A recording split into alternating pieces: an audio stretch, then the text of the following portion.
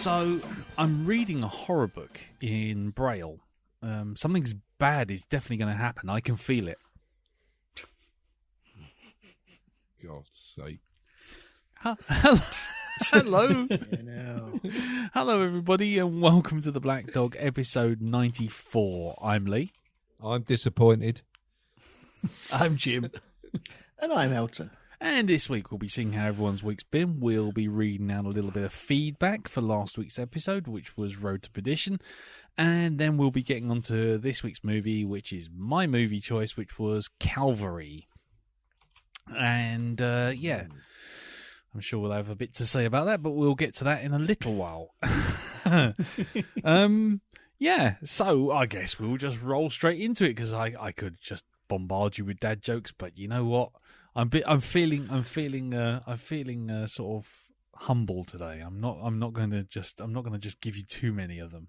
I'm not going to beat you to death with dad jokes, even though I will say that the Baker Street irregulars of dad jokes have been absolutely pummeling my inbox in the last couple of weeks. Have they now? Euphemism. Yeah, I am literally up to my neck. I'm up to my neck in Are you now? Dad yeah, ooh, madam. Young man. Is the girth of the amount of emails a little bit too much for you to take? Yeah, it's 5 inches long but thick. Anyway, right, okay, but like a liverwurst, right? Like a liverwurst. More like a Coke can, like a Twinkie. Anyway, yes. So we'll start off seeing how everyone's week's been, and we'll start with you as ever, Jim. How has it been, sir? Reasonably quiet as I'm going away next week and deciding to have some time off. It means this week I have to run like a blue ass fly to ensure that you can take time off. Oh God, the perils of being self-employed. I've been looking to try and improve my workflow, and I do have a question. I don't know if anyone knows this or I have a word in the right ear, but we all live in a world. We've got these super big monitors and shit now, don't we? Yes. Why is it any sort of program you use, it's all still scaled for a 486 monitor? And so it's increasing. Half the time I'm just squinting at menus, trying to pinpoint click things. It's kind of, and is there any fucking way to make the settings bigger? Not really. Yeah. And it seems, apart from that, and also finding that any program I use is kind of, okay, I've opened a file in this program, editing it, save. Oh, you know that folder in yesterday. Do you want to save it in there? No, the one I opened it from would be useful. Oh, never mind. Yes. I think at least half my day is either menu diving or trying to find the right fucking folder to save things in. Yes. Is it me getting old, or is actually... Is that just how modern computers increasingly are going? I think it's a little column A, little column B there, Jim. If I'm honest, Yeah. I've taken to using quick pins in Windows and just having every menu that I always use just pinned and just kind of just have a little list. Yeah, that one. Because when you otherwise you do spend, as you say, about half your day just going file, save, no, back a couple of levels, up a couple of levels, down a couple of levels. Where the fuck is it? Better just save it all to your desktop and then just clean it all up at the end. Drag it into the folders you need. Yeah. Well, something to do that's sort of like for audio is kind of like the SoundForge, where you got like a plug-in chainer. So for any sort of sound recording file, generally it goes through a noise gate to clean it up. It has a volume boost, and then I equalize the channels, and I just put them on the plug-in chain and do all that in one click instead of 8. But not everything is that useful. No. Other than that, I've been sort of continuing my side project to build a synth briefcase. Oh, yeah. And I started looking at these lots of proper flight cases you can get with foam, pluck foam they call it. It's got it's all pre-cubed. You can pull it out to the exact-ish shape of gear and stuff. They're quite expensive though, aren't they? They are pricey. And the problem I found is I just want the small one. And the smallest ones are just a wee bit too small. And the next ones are a wee bit too big.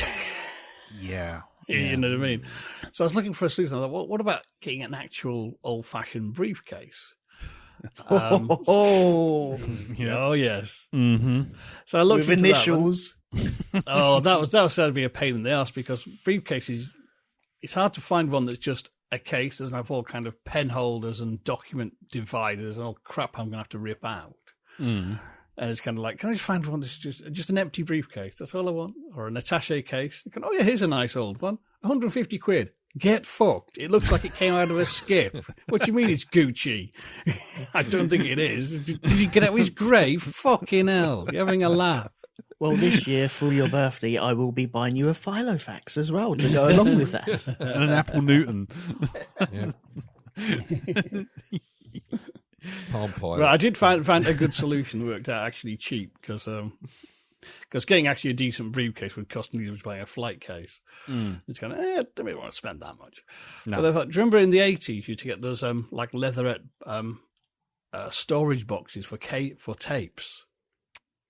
Yeah, vaguely. Yeah. Yeah, I looked on eBay, tons of those. Most of them at a fairly reasonable price. Got a nice one. No plastic rib tape shit to come out because it's from the 70s before they started doing that. So actually leather, all brass fittings. Nice. 15 quid with postage. Coming tomorrow.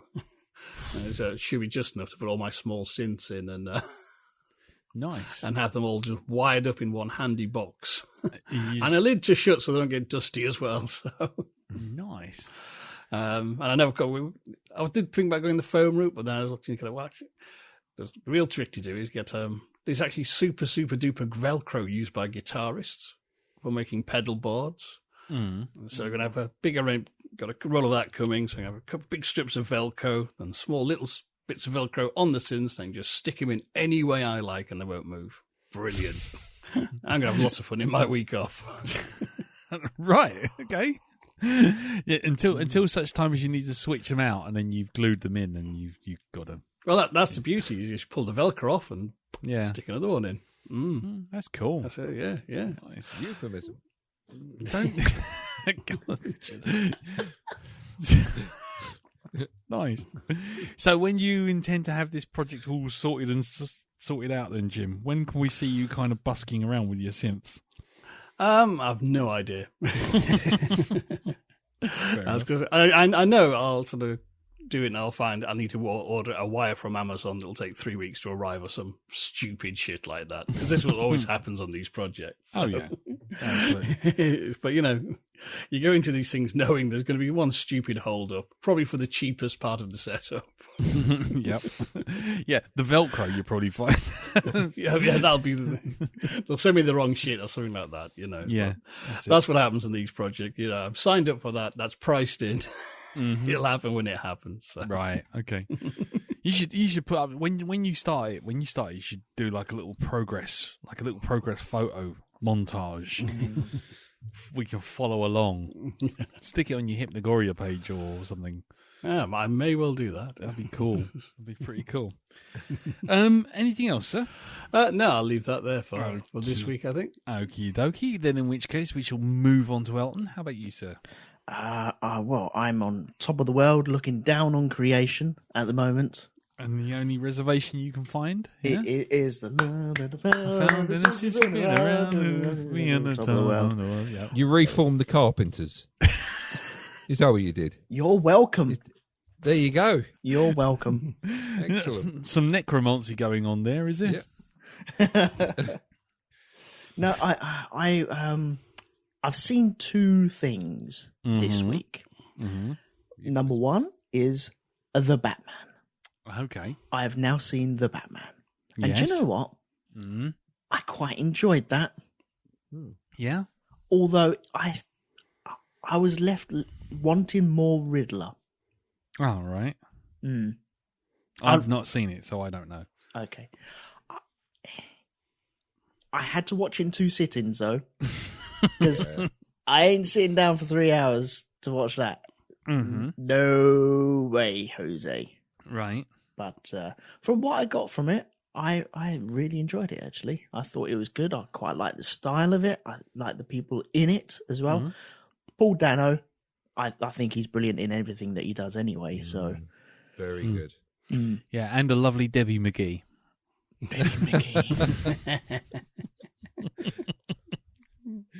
Right, that's gone over my head. Paul Daniels. Paul Daniel. Okay. Never mind, don't worry. So you like the film? Not a lot, but you liked it?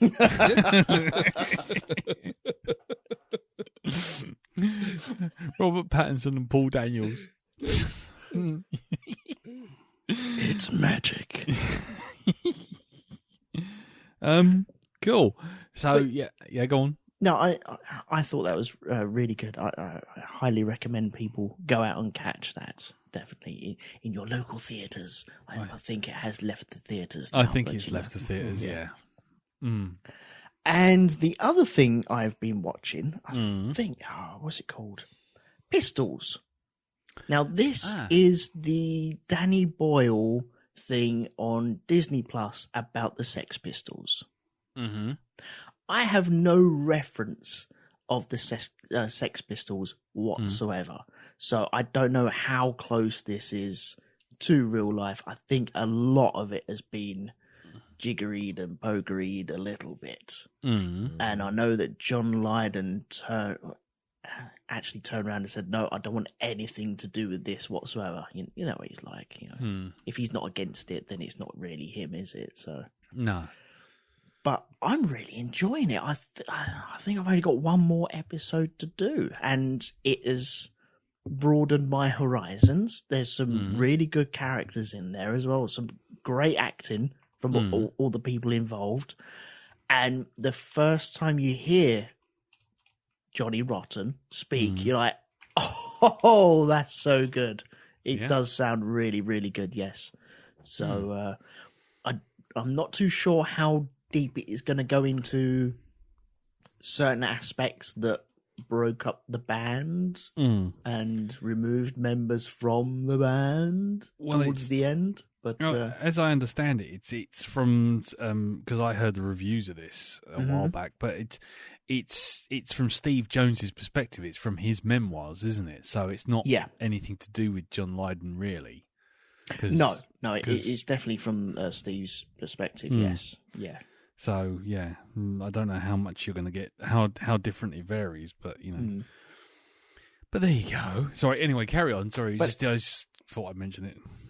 It's really interesting. Although, if people are thinking about watching this, I recommend you don't watch the start of episode 3 when you're eating anything. Oh.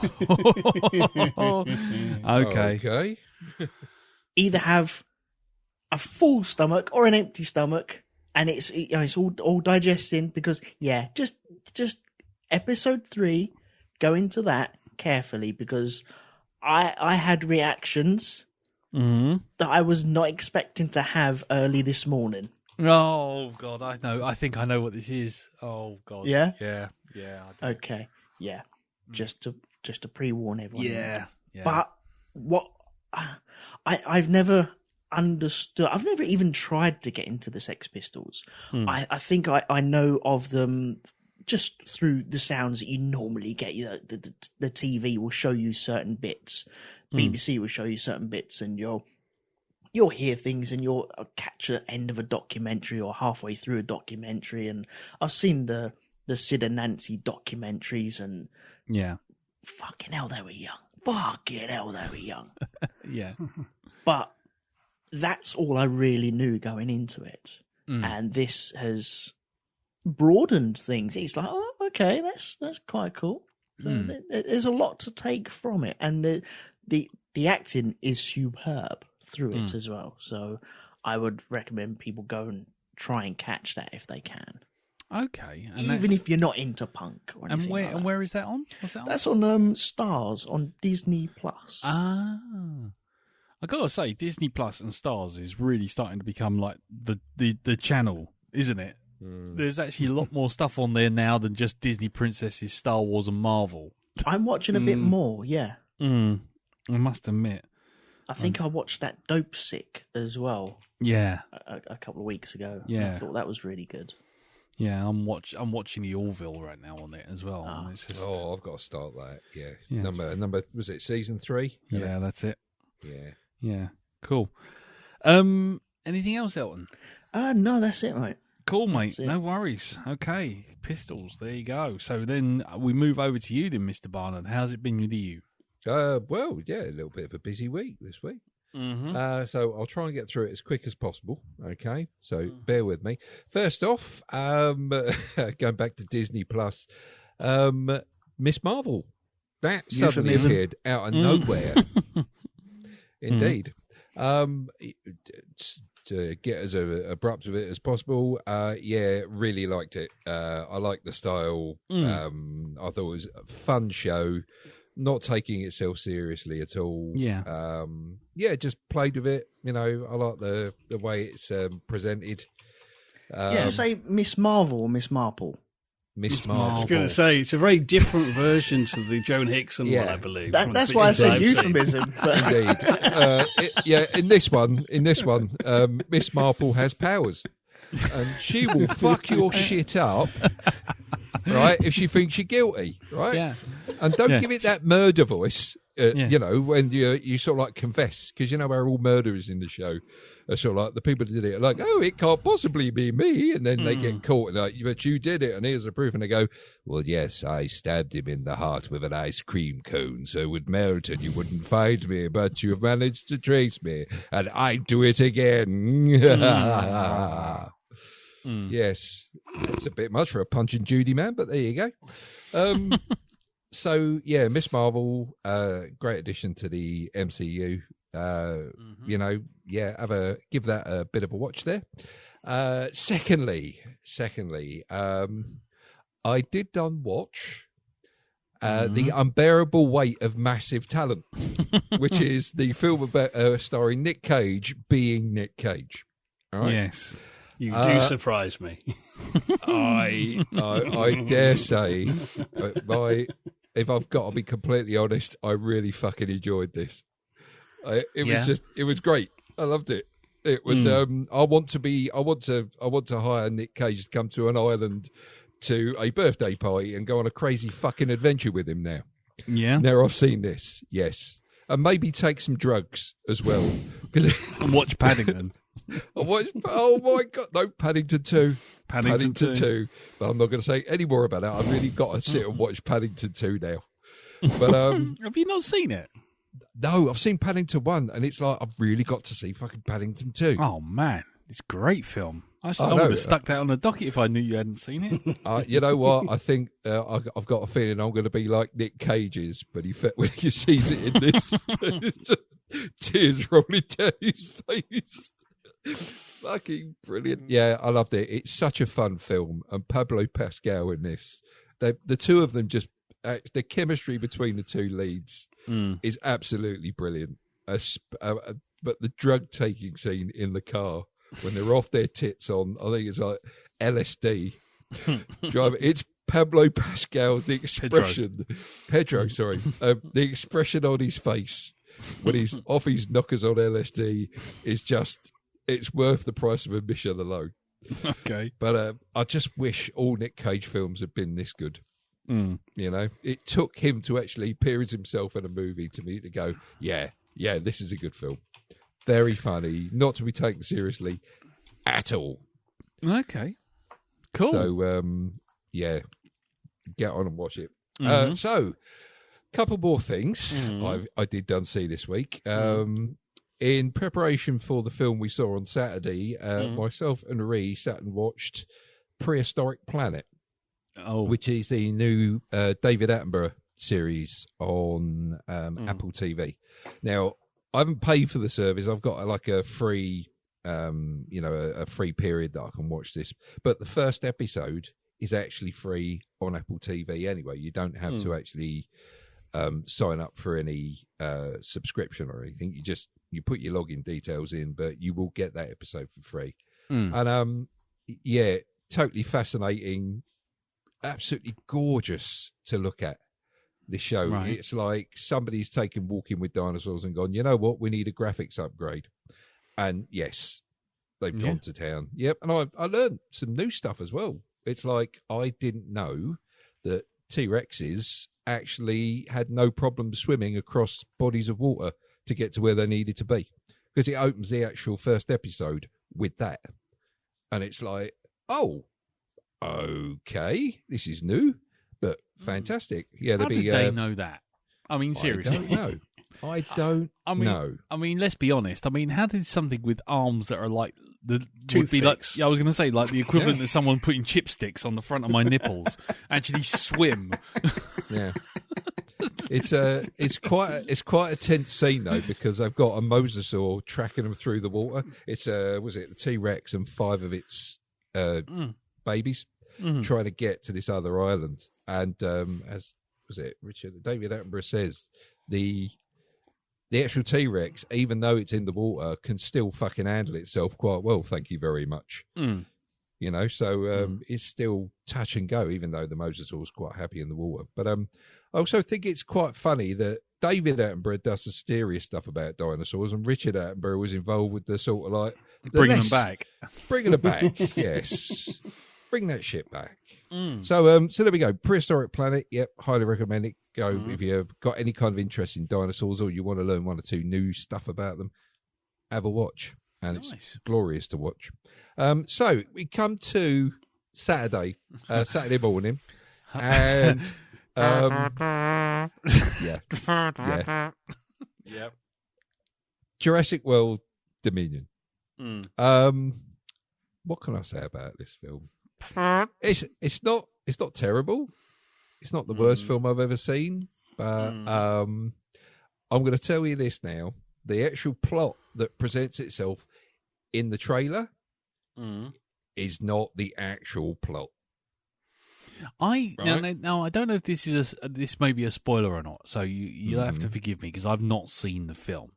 Yeah. But at least 3 reviews have mentioned locusts. Yeah, and that's all I'm going to say. What the fuck?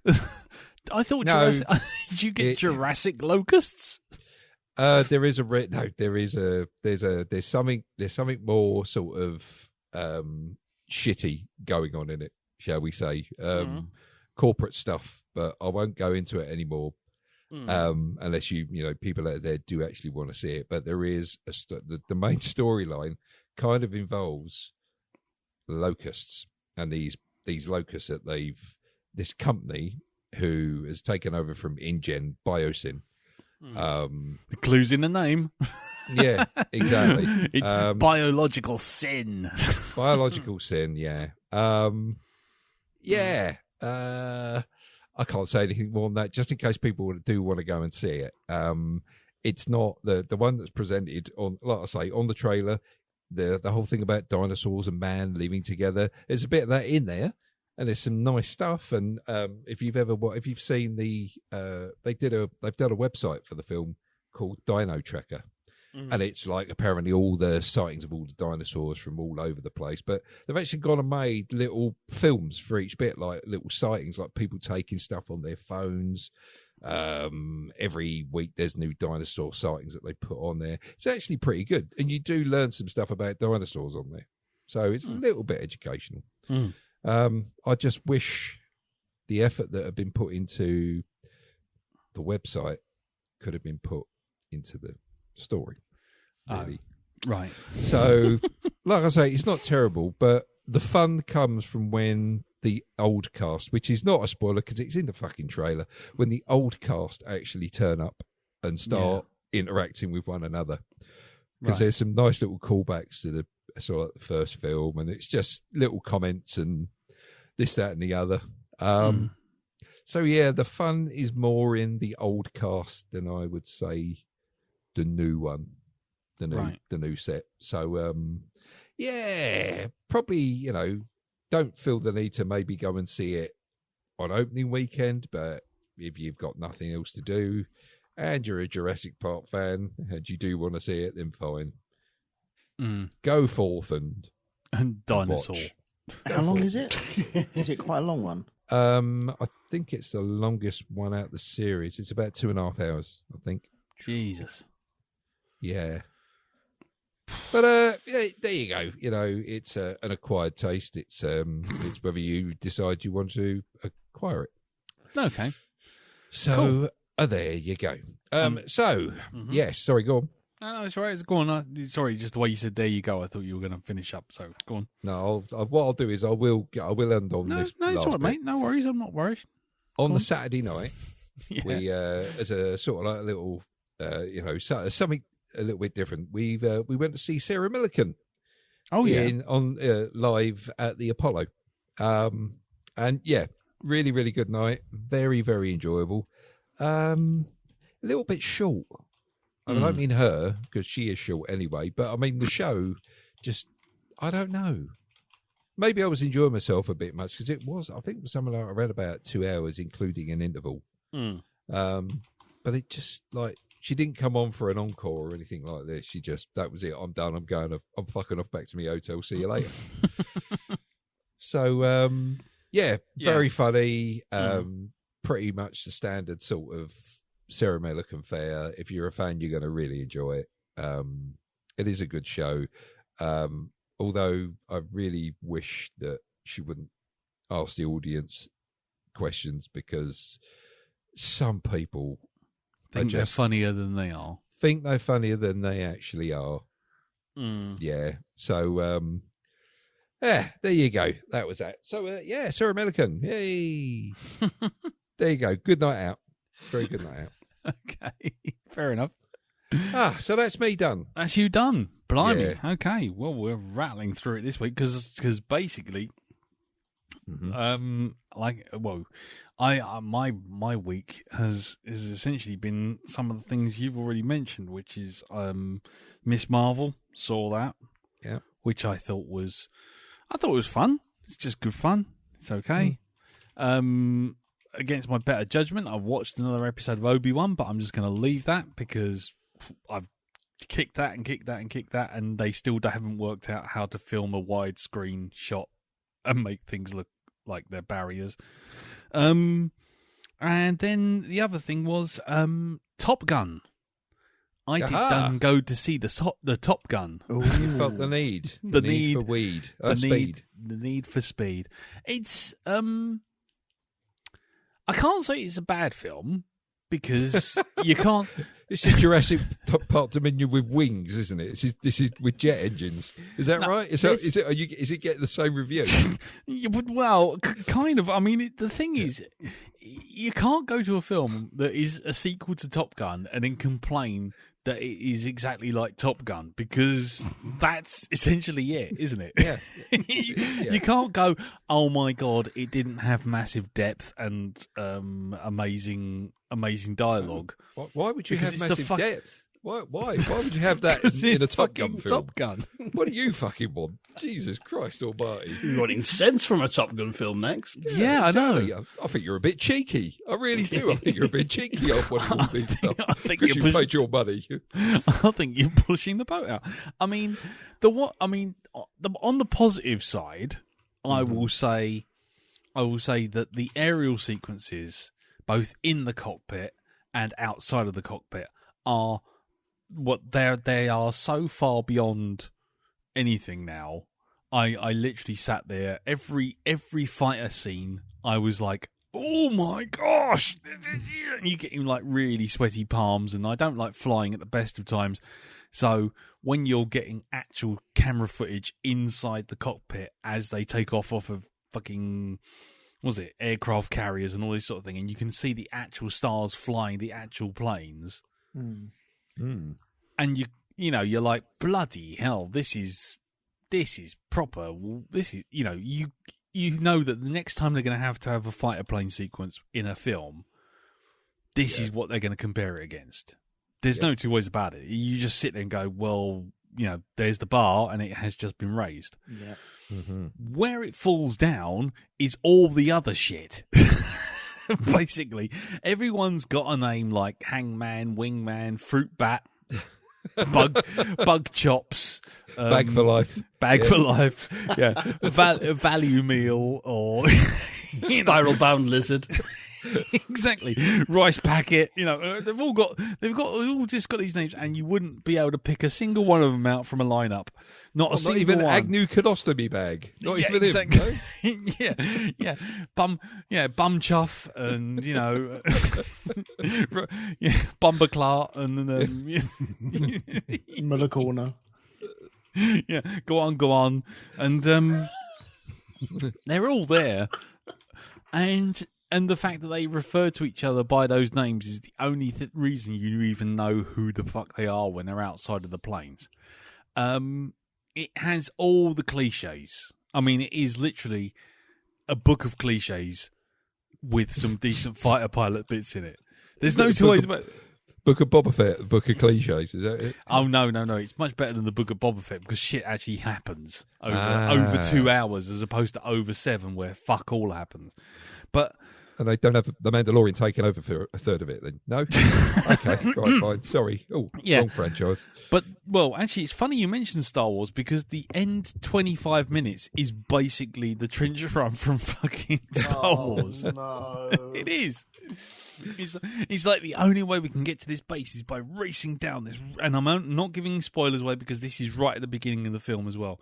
But the only way we can do this is riding at 100 feet above the ground through this really tight canyon to go to this really tight little spot in the middle of this really big open area.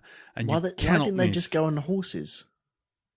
I don't fucking know. Can they take the bus or a train? Well, even worse than that is the idea that the plot of the fight is that they're going to bomb this runway from the ships. Right. You're going to bomb a runway from the ships to stop any planes from taking off, and then send the planes down this trench to blow up this tiny little thing at this porthole right at the very end. And you think. Well, if you're going to fucking bomb it from the ships, why do you need these planes? Why don't you just bomb the thing from the fucking ships as well? Send cruise missiles in, man. They kind of measure the terrain and everything. They know where they're fucking going. Yeah. So, yeah, I mean, it's like a really bad sort of knitted jumper, the plot. As soon as you pull one thread, the whole thing just goes poof, and just flops away. The person who really should get the most acknowledgement, though, is the person who does the sweat spray. Because I've never seen so many close-ups of so many people with little glistening beads of sweat all over their face, even when they're like just standing in a pub. It's just, and everything is close-up, crossfade, cut to the sea. While music plays and everyone looks meaningfully out to the sea and everything's tinted orange. I mean, it's Top Gun. You just go, yep, it's Top Gun. And you go in, you enjoy Top Gun, and you leave. If you think about it for more than 10 seconds, you just think, this is bollocks. Let's get to the flying bits. And that's pretty much what I did. But I can't complain about it because what did I expect? Yeah, exactly. Yeah.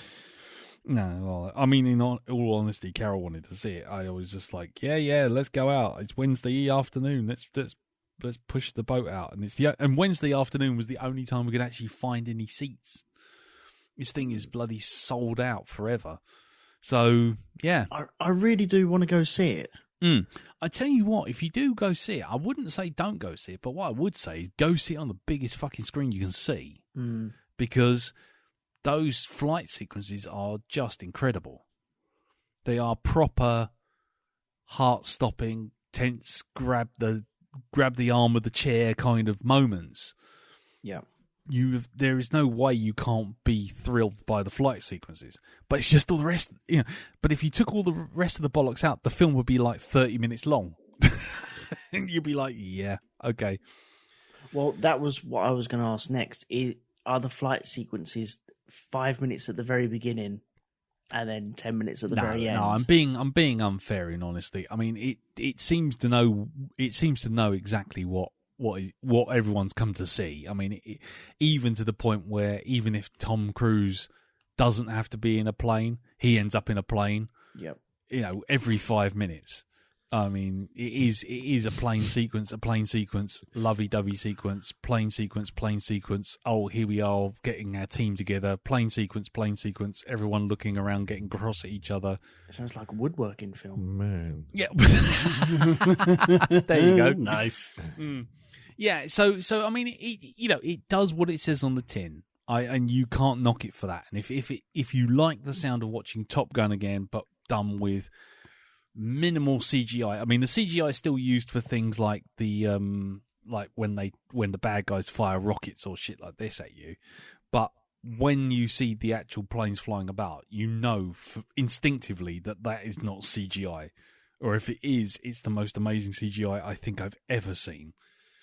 But no, it's it's worth it to see it on a technical level, even if you don't engage with it on a sort of story level. But if you like the original, you'll love it.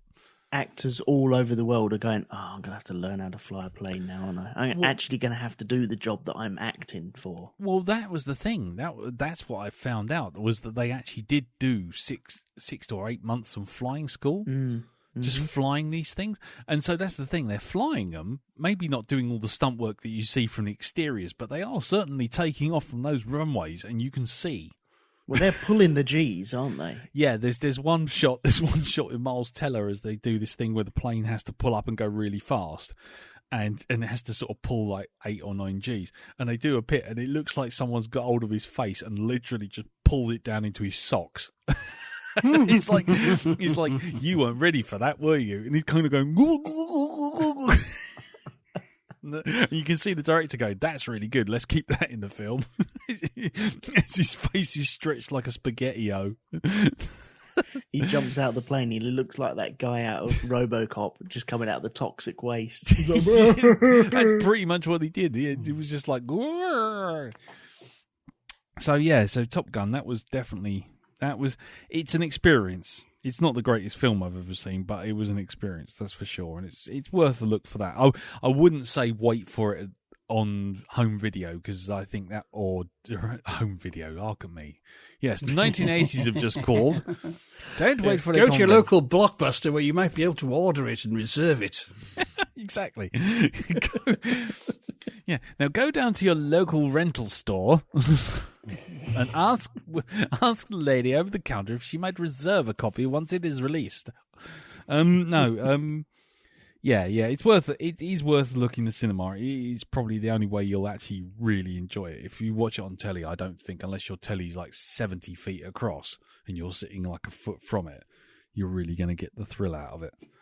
But so that was it. Really, it was Top Gun, the Orville, which I've already mentioned, Miss Marvel, which I've already mentioned. What else? Oh, I think that's about it, actually. Yeah, I've really not done an awful lot. This coming week I'm going off to the Lowestoft Light Festival again, which people might remember from like a few years back, which I ended up sitting on a beach basically watching Sunshine with Danny Boyle, which is very bizarre. But I don't think that's going to happen this time. But that's about it, really. So I think we'll leave it there. Look at that. We're in and out on our week in less than 30 odd minutes. Sweet. Sweet. We are barreling along. Woohoo. So let's go on to feedback, because yes, we watched Road to Perdition last week. And yes, it looks like actually people engaged and put on the Facebook group, which is facebook.com/group/The Black Dog Podcast, put on things like comments and stuff. So we've actually got comments to read out. So first off, we mentioned Obi-Wan, and we were talking about the gate that nobody had to actually disable because they could just walk around it. And Jack Woodgate said, I knew you reminded me of something, and he had the toll booth scene from Blazing Saddles, which was all the cowboys lining up at the toll booth in the middle of the desert.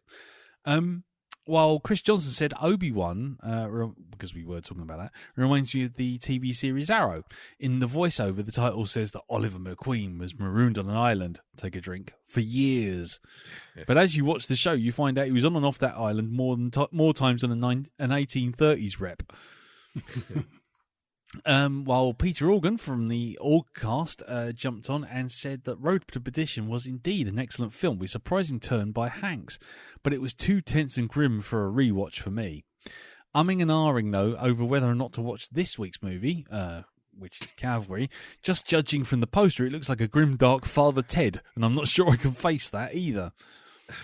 Well, we'll soon see about that. And Andy Palastides from the Great Derelict, he wrote to say, how good is the score on Road to Perdition, though? Road to Chicago is one of the tracks filled with meaning and emotive resonance. And yeah, we didn't quite give we did give a little bit of nod to the Thomas Newman score, but yeah, I think it was like the last thing I said. Yeah, but, the score was really good. It is. It's really good. And that was it. It's a lovely score.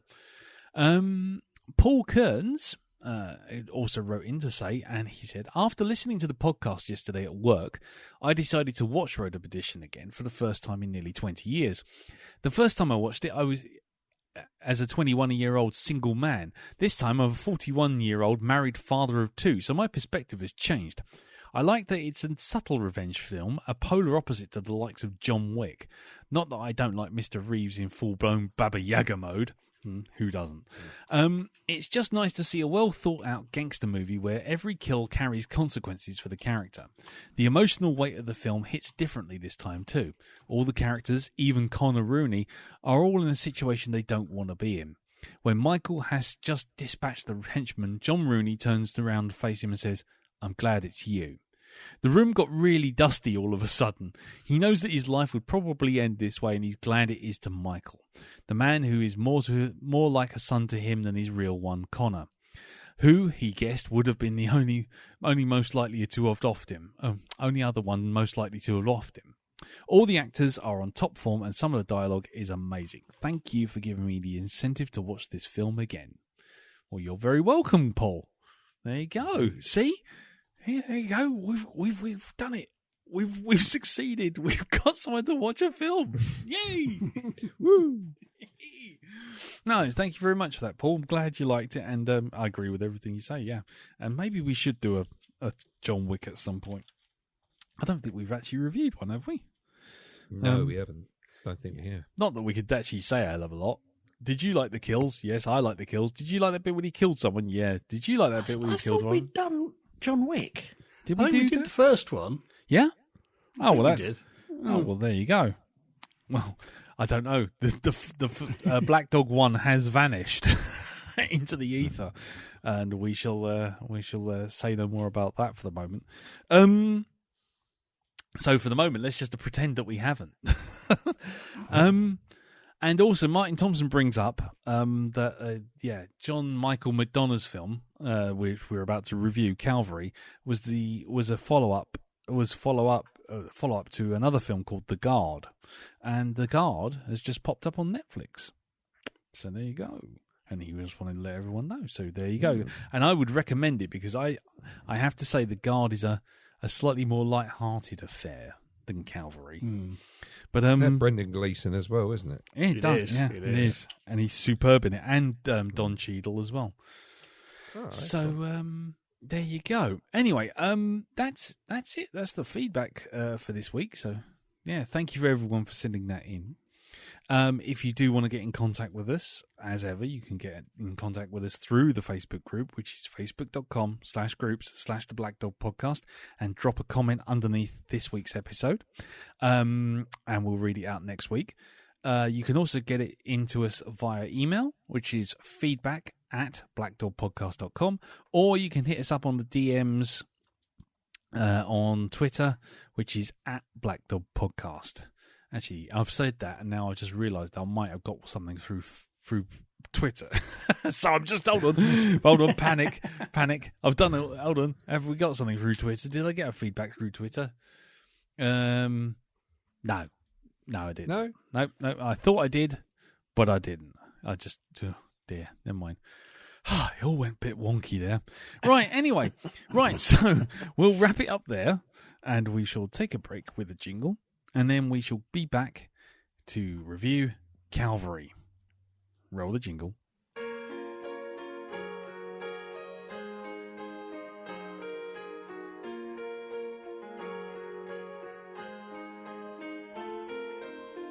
I see it's nearly 5 o'clock. I'm here at home, my work's all done. No question where I'll be tonight, a place of cinematic fun. It's the lockdown, but I will not pout. Oh, my friends, I won't be seeing this out alone.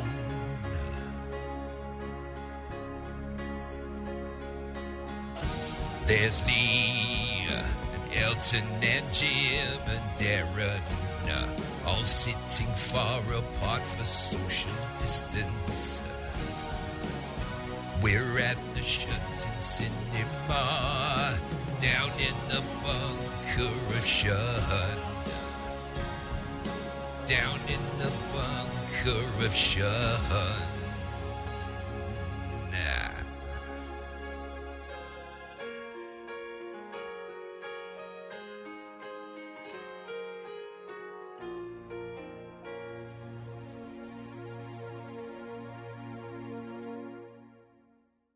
Hey fellas, it's been nearly 5 years. You gonna let me out now or what? Right, so Calvary is a 2014 Irish drama film, also listed under Stars on Disney as a comedy. Written and directed by John Michael McDonagh, not Jim or whatever it was I called him last week, or James. I think I did. I called him James Michael McDonagh. Anyway, yes, it's John Michael McDonagh. It stars Brendan Gleeson, Chris O'Dowd, Kelly Riley, Aidan Gillen, Dylan Moran, Domhnall Gleeson, M. Emmett Walsh, and Isaac Bankole. The film was produced in September 2012 and was released in April 2014. And it was also screened at the Sundance Film Festival. We have absolutely no box office. Oh, rather no budget, but we do have a box office, so it's a bit pointless. So I won't bother with that. I mean, I could. I mean, what do you think it made at the box office? Because we have no reference. Anyone? Jim, do you want to take a guess? One pissed on Old Master. Okay, there you go. Darren, what do you think it made? 3 Hail Marys and a How's Your Father? Oh, Nice. he's taken my one. Oh, is he? Oh, Yes. Oh, I there thought you Jim go. might get there first. He's like, don't do it, Jim. Don't do it. Go on then, Elton. How much do you reckon? I don't know. Go on, you say your version. Go on. One dead dog. One. Oh, Oh, no. Yeah, that's no, right. no, yeah, you take my no. one, then that's what you get, isn't it? that's what No. you get. Jesus. yeah, man. one dead dog in your face. You hell, never Elton. kill the dog, man. What happened to you, man? What happened to you? You used to be good. You changed, man. You went should away. do You dead came dog back. season. It's just not you, is it? Yeah, dead dog season. Kill the dog season. Oh no. Yeah, shot the dog. Hot dog. Let's not, eh? Let's not do that. No. Starting with Old Yeller, working our way through Marley and Me, and then Cujo. Cujo. Yeah, I think we do that. K9. Iron Turner Legend. and Hooch. Turner and Hooch. Any number of Lassie films. Yeah. Yeah. Anyway, yeah, it was my pick, so I'll go last. We'll go around the table, find out what everyone thought about it. Who hasn't seen it? Because I vaguely recall, Jim, did you say you'd seen it Yes, before? I've seen it before, yeah. Okie dokie, so we'll put you second to last then, because then we got a different thing going on. So we'll start with you, Elton. Yep. Okay. Just what did you think of Calvary? I thought it was really, really good. Mm. But there's a very big but there. Mm-hmm. And that's, it was trying to tell me something, but I didn't twig as to what it was trying to tell me. Right. So there's I think I've missed something in this. Okay. That's cool. That's cool. And I'm hoping you guys will, and I'm really hoping, I've got it written down, it better not be that I've got written down. Okay. And if it's what I've written down, I'm going to be very disappointed. Okay. All right, fair enough. I feel like we've all been threatened. I don't know why. Okay, we didn't make it. No, it wasn't our fault. Jesus. Right, okay, then over to you then, Darren. What did you think about it? I really. Can you say enjoyed it? It's one of them films, isn't it? Where some really kind of dark shit happens, and it's just. Do you feel right saying the word enjoyed? But yes, I enjoyed it. I thought it was great entertainment to leave me feeling the way I felt while watching it.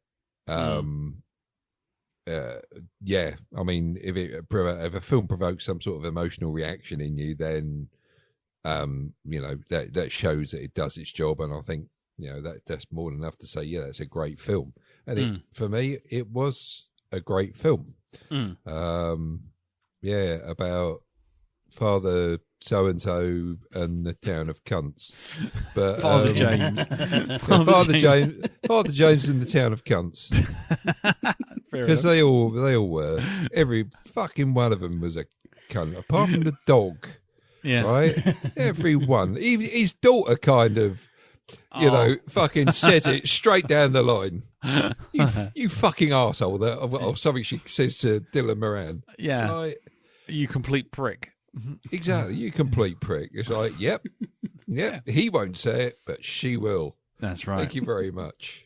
Fucking knobbins. Sorry, anyway. Okay. I think we might get into that a little bit more as well. So I'll just make a note there. Island of Pricks. Pricks. It's the sequel to the Island of Dr. Moreau. Father James and the Island of Pricks. Get it right. It's Island of Cunts. So. Island of Cunts. Okay. Island of Cunts. Yes. Right. Okay. And what about you, Jim? I mean, you've seen it before, so. This was my second watch, and I think I had some sort of post-traumatic stress, and I'd forgotten a lot of it. I'd forgotten actually how dark it was, to be honest. To the extent I couldn't actually remember who the mystery man who comes into the confession was. And I was thinking, I think it's him, or is my memory cheating? I can't remember now. Yeah, but no, I thought this was a very powerful film. I mean, Brendan Gleeson is one of my favorite actors. I think he's an absolute master, and I think this is a really solid role for him. And I think it's not an easy film. And as Teresa said, it's not so much a film you watch as a film you experience. Yeah, very much so. And I kind of like the fact it is actually so. It is, I think, a genuinely dangerous film in that you really have no guarantees of what you think might happen. The way the film's structured, the way it wrong fits you, you're always. This is a film without a safety net, where I remember from the first time watching it. It's not a film where you can predict where the hell it's going to go or how it's going to play out. Yeah. And that is so rare these days and to be applauded. Yeah. Yeah.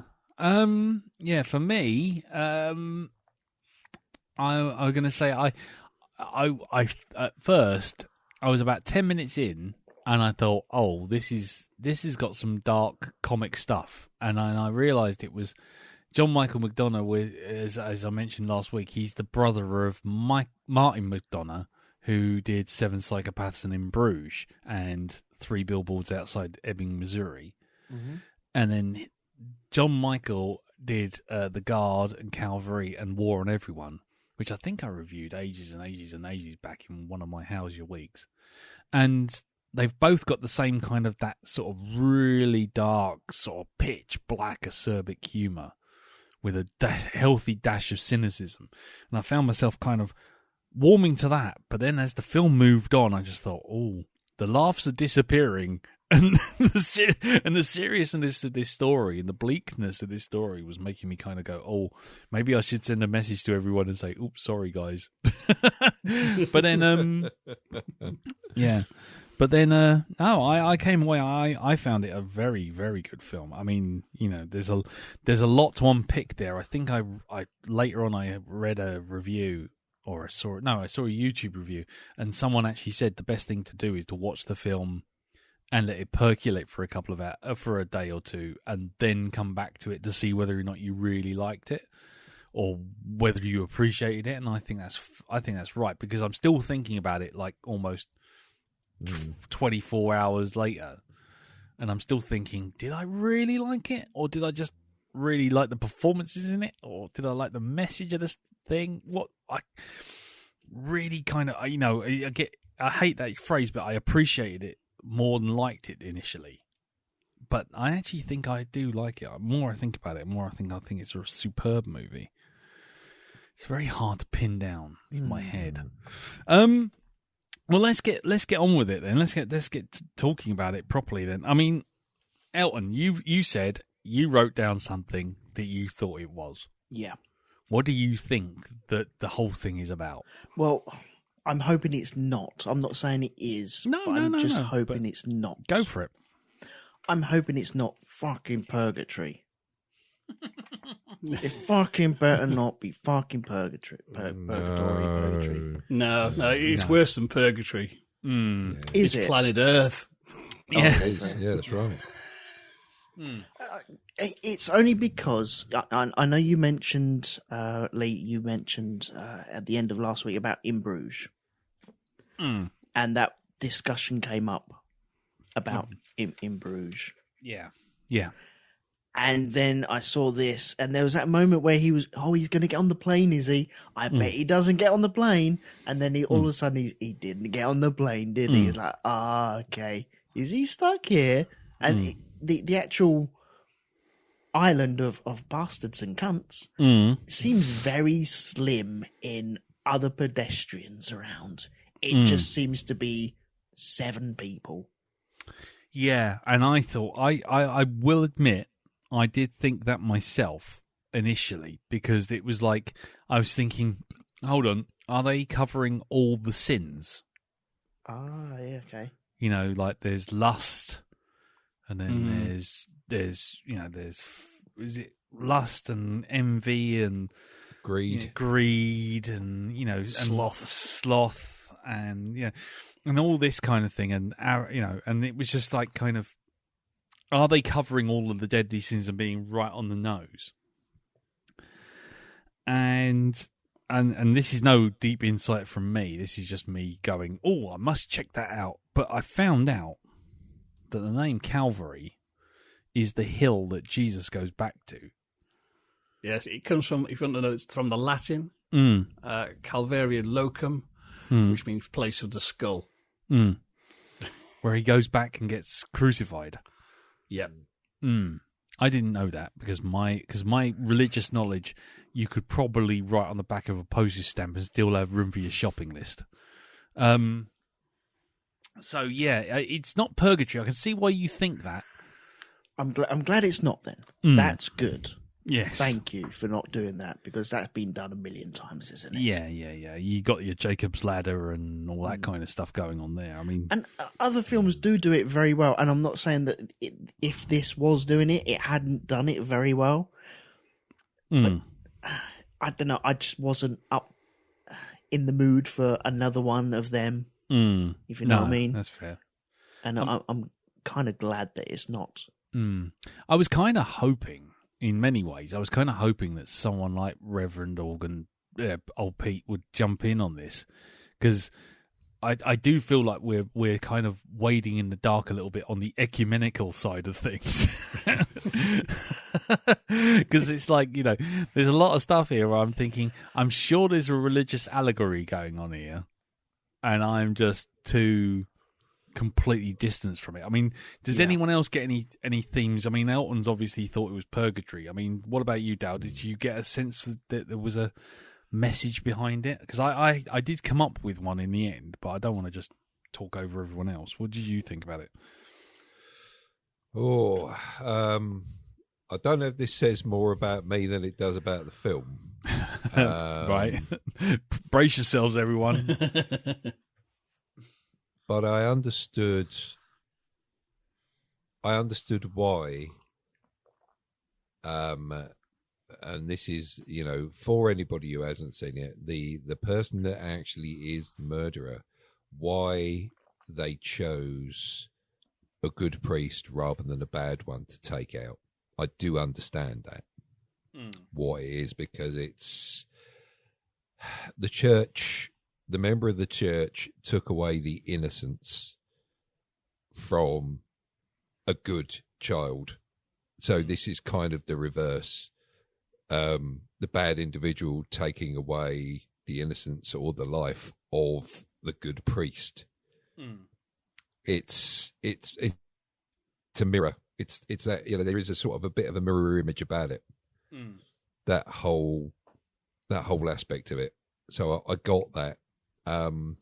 What its overall message is, I think, is just, I don't know.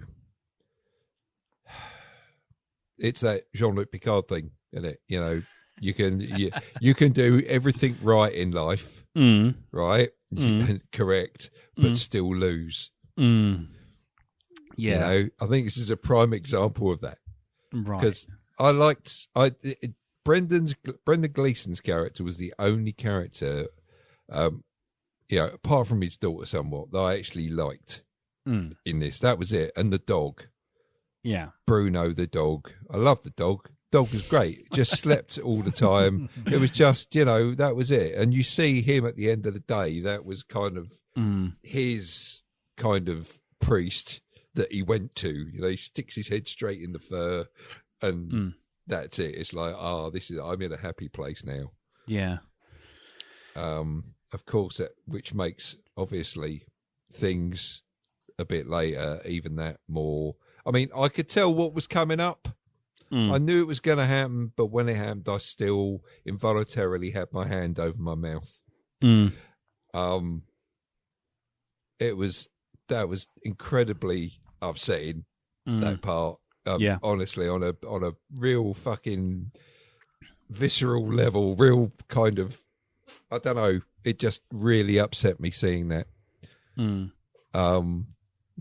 Again, innocence being taken, even though it wasn't by the killer in the end. It was like, I didn't do that.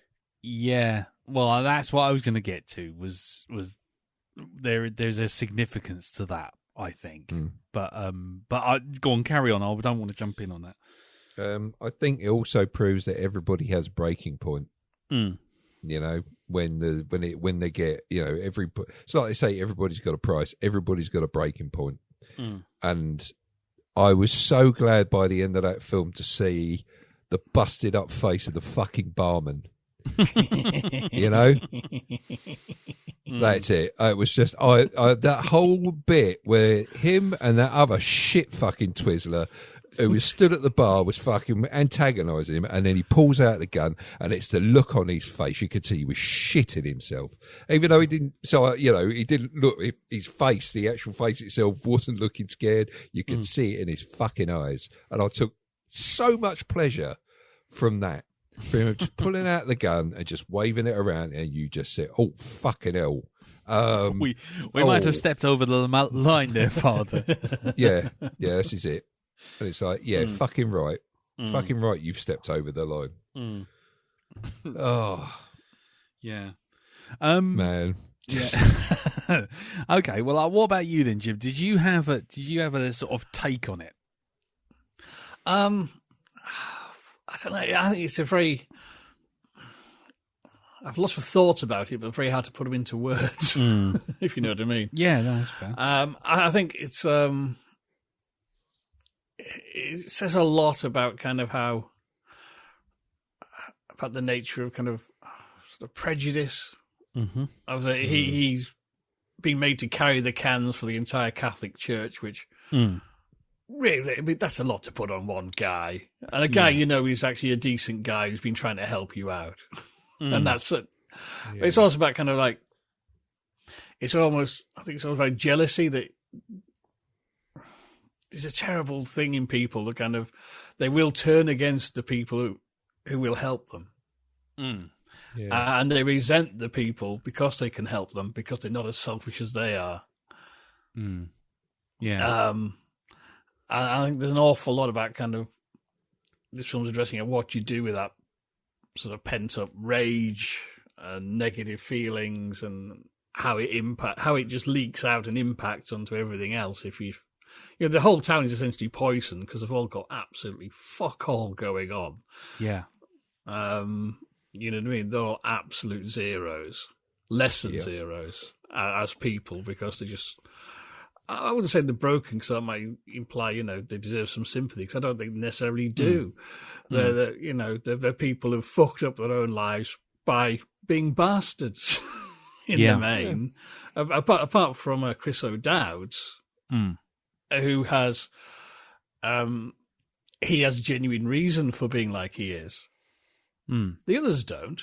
They have petty, shitty excuses for being shit. Yeah. However, having said that, your other comedy stalwart, Dylan Moran, at the end, it is kind of, you see, he's been a shit to the father because he's like classic acting out. He's been testing him to see how good he actually is. And at the end, when they meet on the cliff, he's decided, no, he is actually a good man. I believe he might be able to help me out of this blankness that's consuming me. And, and because Brendan Gleeson is a good man, it's kind of, right, good, we've got there. I will come back. I will help you. We'll do whatever we can. I think there's a lot about kind of the way people act out sometimes because they need help, but also they're pushing people away who can help them. Yeah. I don't know. I think in a way, I suppose we don't want to get to the end yet, but I think the end is very kind of, it sounds a bit trite, but it's a bit Inception. There's the top spinning there. It could fall in several different directions depending on how you feel that conversation's going to go. Yeah. And I think it's me, making you ask those sort of questions of, well, how would you feel? How would you, can you be the bigger person here? Yeah. That's right. I mean, because to me, that conversation is another thing perhaps maybe we'll talk about in a second, but I was going to say to me, the overall the feeling I got was there was two main threads. And the main thread was that, every single character, every single one has lost their faith. And whether that's because of corruption within the church, as you mentioned, Jim, you mentioned, and it's the fact that the church is appears to be selective in what it will try and fix and what it won't. Mm-hmm. And, it seems like it's kind of a disillusionment. The whole island is just disillusioned with the whole thing. And he represents the complete failure of the institutional church. Like you say, you get the landlord, who we all don't, who is a complete knob. But he is like, oh, did you know the bank's foreclosing on the bar? And they don't, your church doesn't worry about that, do you? And you get the sort of whole thing about like the final showdown. You care more about your dog than you did the children. And and there's all these kind of, every person is having a dig at him, because what's happened is the church has, you can almost see it as the institutional church has been sitting there as this paragon of virtue and being able to help people and give them faith and be their guiding light and their spiritual guidance. And in every case, those people have, for whatever reason, fallen through the cracks and not been helped by the church that they thought they should be. What, in the moment of their need? In the moment it's of their not need. there. Yeah, exactly. And so when Brendan Gleeson, as this kind of one singular good man, is kind of wandering around going, how you doing? Can I help? You need help, all this sort of thing. It's like, yeah, a bit, basically the attitude is bit fucking late, isn't it? And that's the kind of vibe I got, especially with the with the conversation from Aidan Killen's character in the bar about the child waking up blind, deaf, and dumb. Oh, that was a bizarre moment. Fucking hell, that was the other bit that upset me. That bit, just the mere thought of that. It was just, what is this? Fucking hellfire! This is rough. But he seems to be a character that it just is content in fucking things up. Yeah. Is he though? I don't know. I mean, it's one that he takes great delight in doing it, more so than perhaps any of the others, in a very kind of cat toying with a mouse way. Because a lot of the others are kind of more like randomly lashing out, like the bored housewife, who, I mean, basically, all right, her dad died, boo-hoo, everyone's parents die, you know, that doesn't give an excuse to be a cunt, I'm sorry. Yeah. You know what I mean? And I'm guessing, you know, you weren't a straight edge sort of type even before then, were you? Because you've probably always been acted up and indulged and got away with it because you're pretty or whatever. I don't know. You know what I mean? It's just kind of, you've got an empty life, and you know, but it's a life of your own making, you know. Yeah, I mean, but the thing is, he mentioned something outside the hospital. Right, when they go out after the French fella or the Italian fella dies in the car crash, which is, I have to have gallows humour to deal with it, and basically it speaks that whole conversation, along with, you know, the fact that the vicar the father only turns up to quote unquote spout your gobbledygook and then leave. And it's like, so it already feels like, again, it's that whole thing of, you know, you've got the medical side of things sitting there going, I've seen some of the worst shit you could possibly imagine, and I have to deal with these people who survive this terrible shit. And then you come in with your cassock and your beads and your couple of Hail Marys, and you think you've done something. But there's, in my experience, the gallows humour is for people who are experiencing that sort of thing day in, day out, and which he is, but the father isn't. So I would see him and the doctor and another doctor, that gallows humour would work. Because you can bounce off each other, you can have a little giggle, you can have a wry smile, and that's where gallows humour works. With a random person of the public, it doesn't work as well. It comes across as really cold and near psychopathic, kind of, yeah. And for the father to have that, I know that the father knows all these jobs and their situations, but it doesn't work as well. Yeah, but I mean, I mean, you know, anyone else wants to jump in on this one, by all means, because otherwise I'm just going to dig a hole for myself, I suspect. But the thing is, for me, I would say that if I personally could, even though I don't necessarily agree with his actions, I could see Aidan Killen's point of view. You know, and you get I mean, the cynicism. And this is going to sound like I'm pulling some kind of trump card out here, but when Dad passed on back in December, and I'm thinking, oh, you know, feeling really terrible, things have really badly, you know, gone really bad, and then we're expected to bring in a member of the clergy to talk about a funeral, and for him to talk about Dad, and while I appreciated what the guy did and the conversation he had and the service we had and all this sort of thing, I couldn't help, and you know, at the time, feeling a little bit of cynicism about the whole thing, going, you didn't know him, you're literally cribbing information off of us just so you can stand there and talk about Dad. And then starts talking about the fact that, you know, that he feels like, you know, maybe if we come to the church and, a few more times, and maybe we could sort of, I can help you out, sort of thing, and it started to feel like a recruitment, and it probably wasn't. It most definitely probably wasn't.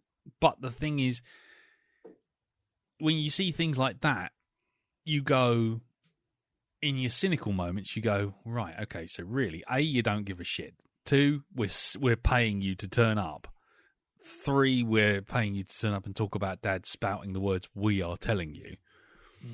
And then 4, you want to use some kind of surreptitious, I'll pay a visit to you a couple of times, see if you want to come and visit us down the chapel and all this sort of thing. And it's like, yeah, so really this compassion that the vicar portrayed was false. It was false. Yet you're supposed to believe that they come in and they care, and they really care. If he cared that much, why are we paying him 190 quid to turn up at the funeral?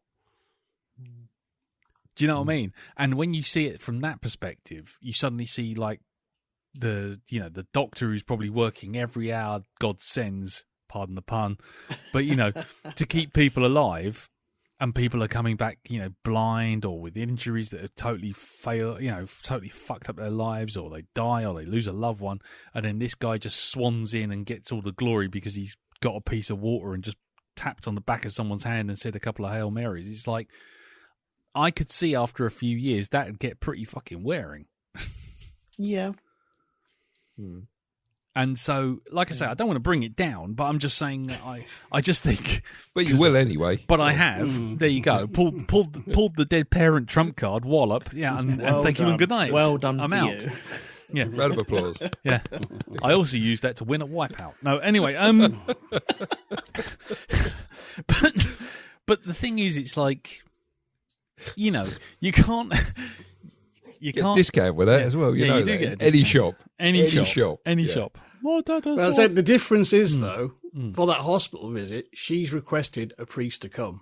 That's it's not the same as booking a funeral.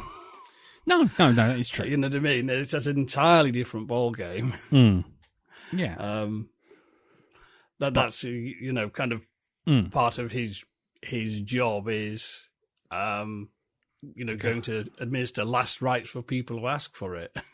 Absolutely. Which you say that is different to a funeral which you actually booked. Yeah. Again, I decided to. You know what I mean? So again, like I said at the start, the guy came. He did the job you paid him to. Exactly. But that's almost my point, isn't it? That he 1 minute they're portrayed as doing something because they care and it's their community and la la la la la, and then 5 minutes later they care as long as you give me the money to turn up. So, do you care? No, you don't. You just, so I don't know. That was one thing that was going through my head with the Aidan Killen character, Yeah, so I kind of see the whole film as everyone's got a reason for cynicism towards the church, and the only person who doesn't is the one person trying to represent the church in the best way possible. I'm just thinking as well, okay, for the overall look of this movie. Now, poo-poo this if you want to. That's absolutely fine. But I'm just having a little think about this. I'm glad the purgatory thing is gone. And just trying to look at it from a different aspect. And we have a father that's going around and trying to do his best around the area that he is. And there is that saying of these things are sent to test us. Yeah. And all these people seem to be tested in their own separate ways. And then you have the beautiful sweeping vistas that this film gives you. Yeah. And it is God's playground. This is God's board game that he's playing with us. And it just feels as if God is playing this game. They are acting out as if he's looking down and seeing how things are happening to these people. And I only get that as well because you have these beautiful scenery shots, which are drizzled across the whole film, which looked beautiful and glorious. And one of the final shots is of the father laying on the beach as Chris O'Dowd is walking away from a bird's eye view. As if to say, well, I didn't see it going that way, but that's the way you guys wanted to do it. Okay, let's start again. So you're saying this is actually a perspective from God? It could be, yes. I mean, I'm not poo-pooing it. It's just as valid an interpretation as any. Yeah. But you have all these sceneries, even with the little psychopath in the prison, which, by the way, I didn't realise was Brandon Gleeson's son. Yeah, Domhnall Gleeson. Yeah, there we go. That's really cool, actually. Yes. But you have his problem of trying to remember where the last body is, and he honestly couldn't remember. And where it was in the woods somewhere. But that is, once again, God's playground. It is God's woods. God knows where this is. God can, just teleport over there, and that's it. He puts like a little pin in it, and on God's map, he's got like a little red arrow going, it's there. It's right there. Okay. Why don't you do anything about it? But, this Freddy chap couldn't remember. Yeah. Or could he? Yeah. I mean, what did you guys, the other guys, think about this? I mean, about Freddy. I mean, because it was a really random scene just thrown in there. I mean, what did you think of that inclusion? I mean, personally, I thought it was a great scene because because I'll get to the other thing I thought it was a theme about. But Jim? What's interesting is that it's that kind of thing of I think it's partly showing the life of a working clergyman, that you get people request to see you. And sometimes it's people you'd frankly rather stay on the other side of the world from. Yeah. But what's interesting is that he does say that Freddie was an ex-pupil of his. Yeah. From before he was in the clergy. And it's that's like an interesting thing, because that's obviously something else that Brendan Gleeson's character is as well as losing his wife, he's also been entangled or touched, shall we say, by the fact that, a pupil of his turned out to be this complete monster. Which must be pretty bloody weird, you know what I mean? Because it's and it's that cliche, isn't it? People always say about who live next door to murderers. I, never thought it was him, It's always the quiet ones.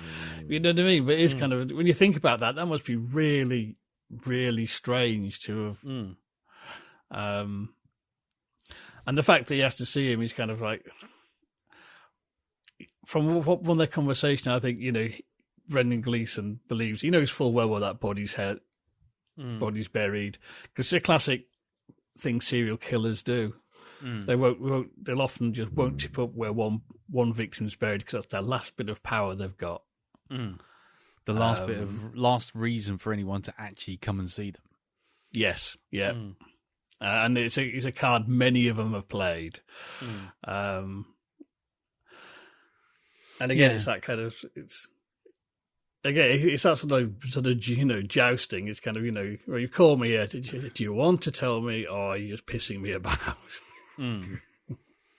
Yeah, I mean, to me, that's another one of these things. Is tests of faith. Brendan Gleeson's character has got more than enough reasons to basically say fuck all this shit. It's my one of my pupils has turned into a complete and utter monster. My daughter's attempted to commit suicide. All these people hate me, and yet yet he still maintains his inherent goodness and belief in the church and belief in God, more the point. But yeah, he's even in the face of like the other vicar, the other father rather, the cynicism with which that guy just deals with things. should be enough to turn you off as well. It's like, as soon as Dylan Moran's character starts saying, "Oh, well, I've got cash," it's like, "Oh, good. How much? How much are you going to give us? And we'll absolve you of all your sins." And it's that whole cynicism again. The church, the religious cynicism, and he doesn't. What about you, Dal? How did you feel about the murderer scene? The murderer? Yeah, the murderer scene. What, on the beach? No. Brendan Gleeson's son. Yeah, the Domino, character he played. Yeah, the child killer. Mm. Oh, there's a kind of a parallel there, I think, as well. Sort of parallel. You've got the one on one hand. You've got the person that did a child killing and got caught for it, right?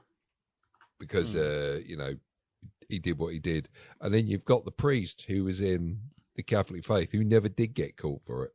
Yeah, so it's like, again, there's a mirror thing going on here, but it's a dark mirror. One person got away with it, the other one didn't. So I suppose it's like parallel universe type thing.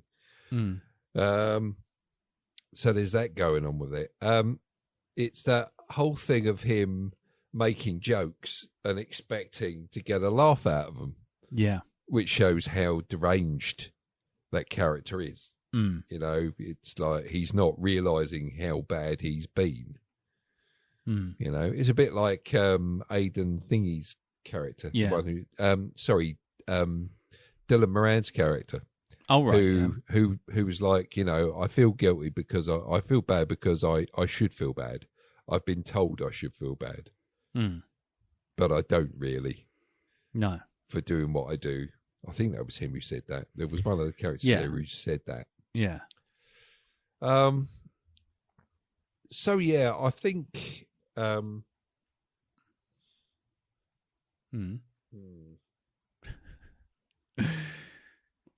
Again, it was well acted, that bit. But it's one of those. It's like it's just one of those things that I accept about the story. It's where I don't know if it needed to be there or not, but it was still a good addition, I thought. Yeah, I think even if I don't know if they hadn't had that in there, if they cut that out, I think it'd still be the same film.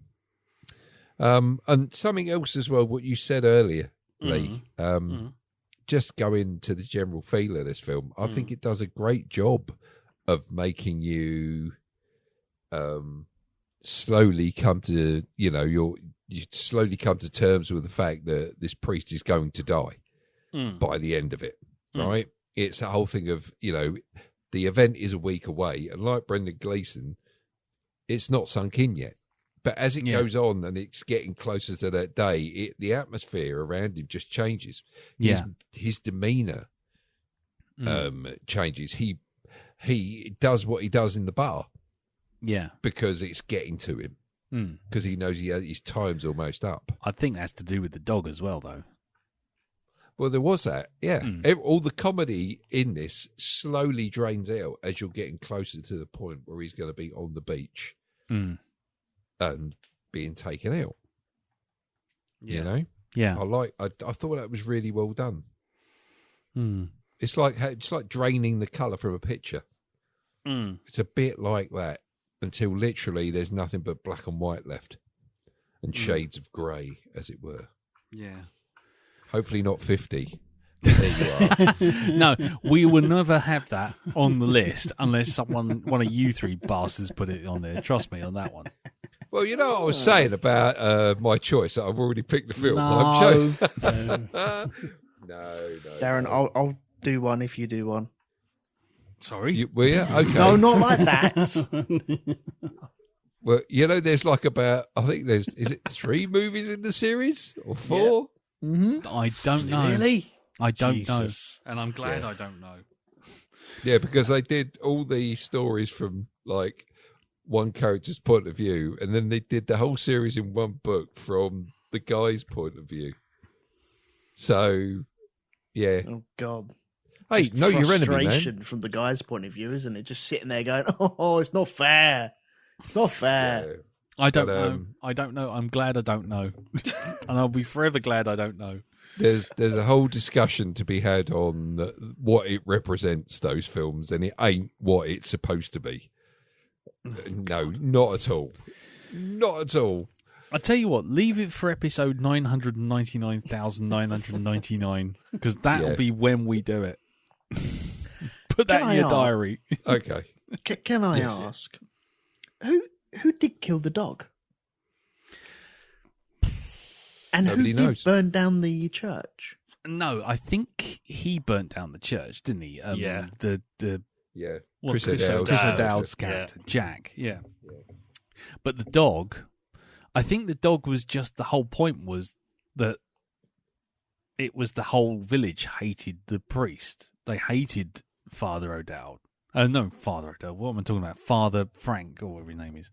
Father James. Father James. They hated him. They hated what he represented, and they hated the church. So it could have been any of them, or it could have been all of them. And that was, I think, the key.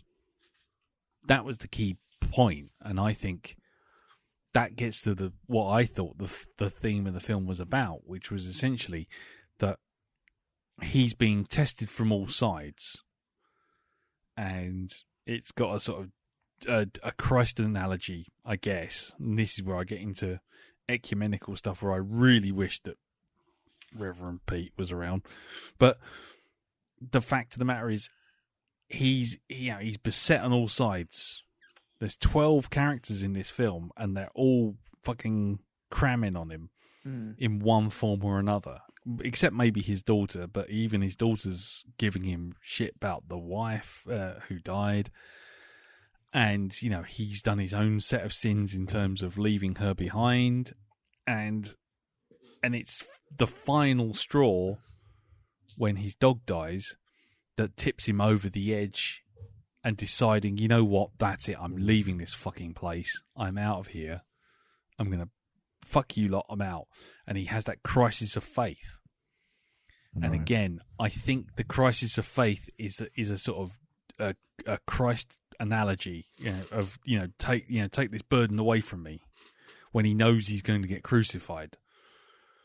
And it's that whole thing of, you know what, I'm leaving, I'm out of here, peace out, I'm abandoning my faith.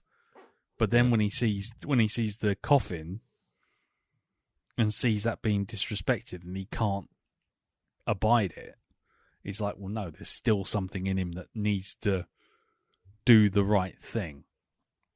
And if the right thing is literally going down to the beach and getting shot to give someone a sense of peace, then that's what he has to do. And it's forgiveness. That's what the whole film's about. It's about forgiveness. Mm.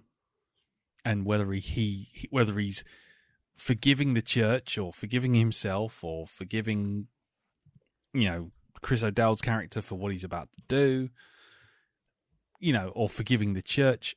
But, that whole point is that he has to face that the organisation he represents is flawed and corrupt and fucked up and generally a bit of a mess.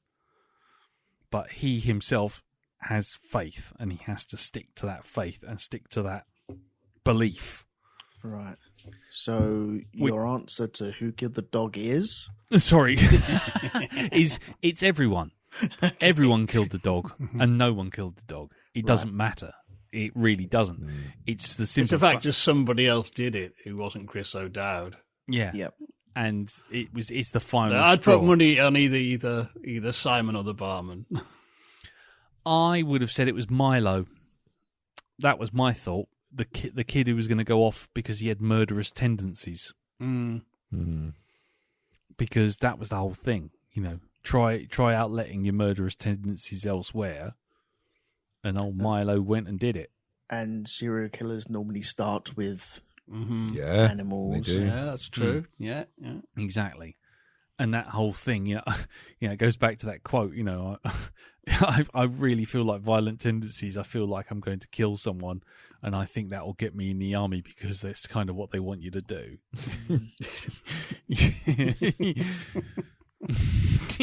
Yeah, and that's the thing. Father James even himself says, there's something psychopathic about joining the army in peacetime. Yeah. So to me, I think that's Milo, and I think that's the whole thing again. That Milo himself, he should be dealt with. He should be dealt with by the church, by the police, and he's failed. Once again, this person has been failed and slipped through the net at its moment of needing compassion. Exactly. And putting onto the right tracks. Exactly. Including the was it the male sex worker who goes to the policeman. Oh, was that Leo? Yeah. Yeah. He's clearly damaged goods. And again, all that nobody can help him. All he goes on about the fact that, he got fucked in the arse at the age of whatever. And all that the father can do is just stand there and go, I'm sorry, do you want to talk? And that's not enough anymore. No. Back in the day, it might have been, give me faith, give me strength, Father, and all this kind of thing. And that's the point. It's the complete impotence of the church in the face of so many real horrible things. Yeah, he's got to have faith and stick with it right through to the end, because it's only by forgiving himself, forgiving others, and doing something positive, even if that's his own death, to help them out. And sure enough, as soon as he dies, you see Milo goes off to the army. Chris O'Dowd ends up in prison. His wife ends up with the mechanic.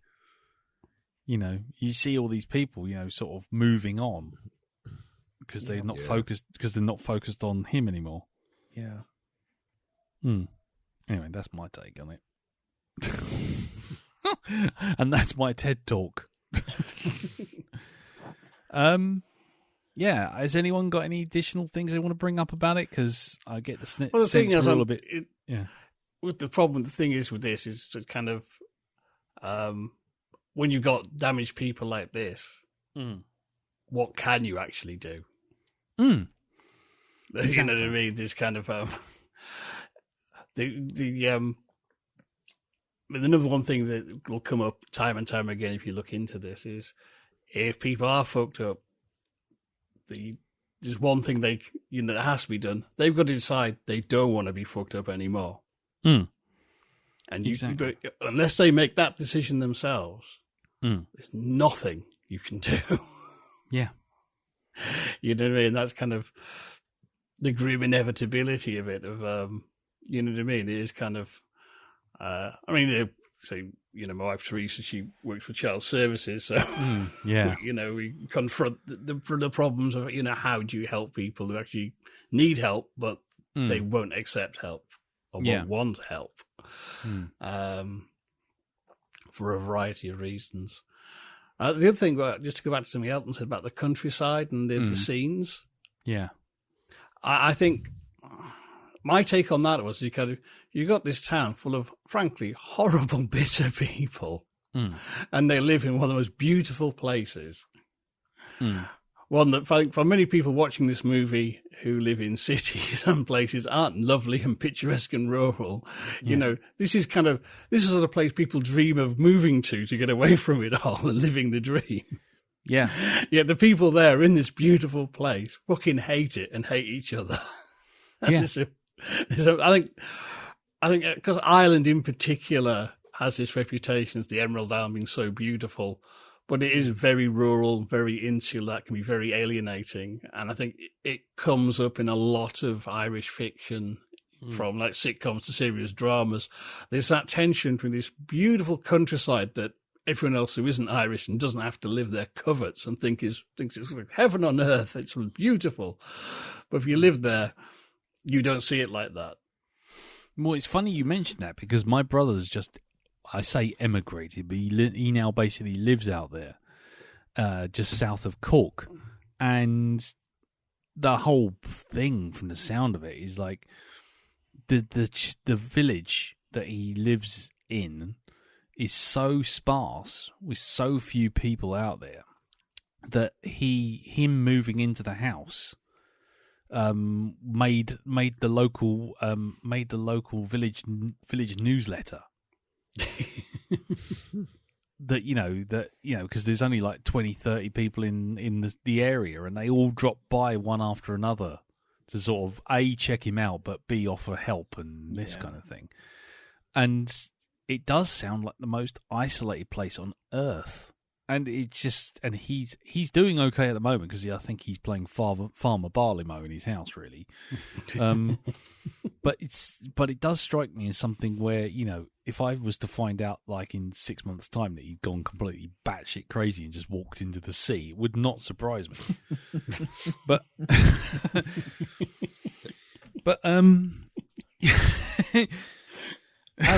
with risk of putting my tinfoil hat on one more time, if you don't go mind. for it. This part of the podcast is sponsored by Baco Foil. Yeah, Go on. if you don't mind, I know I've already done it twice this episode, but Right. I've just had another revelation. Go for it. So, the story that the doctor told to the father in the pub about the child waking up but being deaf and being unable to speak and not blind and paralyzed. Could we be talking about the main subject itself there? Whereas the Father James is that person. He's blind and deaf and dumb to all the plight around him. And all of this is playing off in his head, and the only way that he can relieve himself from this thing is try and create all these characters and then stuff himself out. It's possible. I mean, Don't you dare laugh! Don't you dare laugh! I mean, okay, look. To give it some credence for a second, as I said, there's 12 characters, and there's 12 disciples, and he's casting himself as Jesus in the middle. I mean, why not? I mean, it's just as valid. I mean, Mary Magdalene there. Yeah, that's Is that right. her name? I don't remember. Yep, Mary Magdalene. I mean, I'm saying all this stuff like I know fucking anything. I mean, like I say, I barely can spell the word Bible, let alone tell you what's in it. But yeah, I mean, the thing is, or Aidan Gillen could be, basically reading out the backstory to Metallica's One. Yeah, that's true. Yeah, Johnny's got a gun or something, isn't it? Yeah, that's it. And I mean, I think there's a parable in there, in the sort of like, you're deaf, blind, dumb. You've woken up one day and realised it, and you're just silently screaming forever. And in many ways, Father James is doing exactly that. He's having to fight down various opinions and thoughts, and about what he thinks about his flock, so to speak, and the situation he's in, and the situation that's led him to that. And I think there's something in it. Certainly, there's certainly a lot of parallels between that sort of story and how he ends up. Now, I did read that the in one review they did compare it to a surreal retelling of the Passion of the Christ. So there you go, the whole plot. And so again, why not? Why not have it as like his own sort of retelling of Jesus' story with him in the middle? I mean, the only thing I'd say is it kind of robs it a little bit of power if it turns out that it's not real, because to me, that I like the idea that the man faces up, does what he can with the skills and the power that he has to make people's lives better, but obviously they're utterly irredeemable, and they have such a cynicism for the church after all the child abuse scandals, which every single one of them brings up. Yeah, I think it's just myself looking for something else in this film, because I feel like I've missed something. No, I think there's plenty to dig in if you want to, but I think, sometimes it's Occam's razor, isn't it? Sometimes a cigar is just a cigar. Yeah. Other times it's a smoke. Very profound. He said he read that out of a Chinese fortune cookie. I don't have an awful lot more to say about it. I mean, I think it's a film which is going to hang around with me for a while, just simply because I think there's a lot about religion that it's kind of slapping down organized religion, definitely. But yeah, I don't know what else to say. Has anyone got any additional thoughts, or shall we wrap it up? I'm done. I'm tapping out. I do feel like it's one of those films where you're all just sitting there kind of vaguely shell-shocked, going, okay, what can we talk about here? Bit shit, innit? I wouldn't say that at all. No. I mean, No, the situation's a bit shit. Yeah. Oh, I was going to say one other thing, but I can't think of it right now. If I think of it between now and the end, I'll suddenly spring it out. But we'll wrap it up there for the moment. Just add, I think it's a film that doesn't give you easy answers. Yeah. Unlike a lot of serious dramas, this wasn't made with a 6 bullet point manifesto to tick off and to make sure you got. Yes. Rather, it's very much a film asking questions that no one has the answer to. Yeah. No, I totally agree. What I mean? How do you fix broken people? How do you, kind of,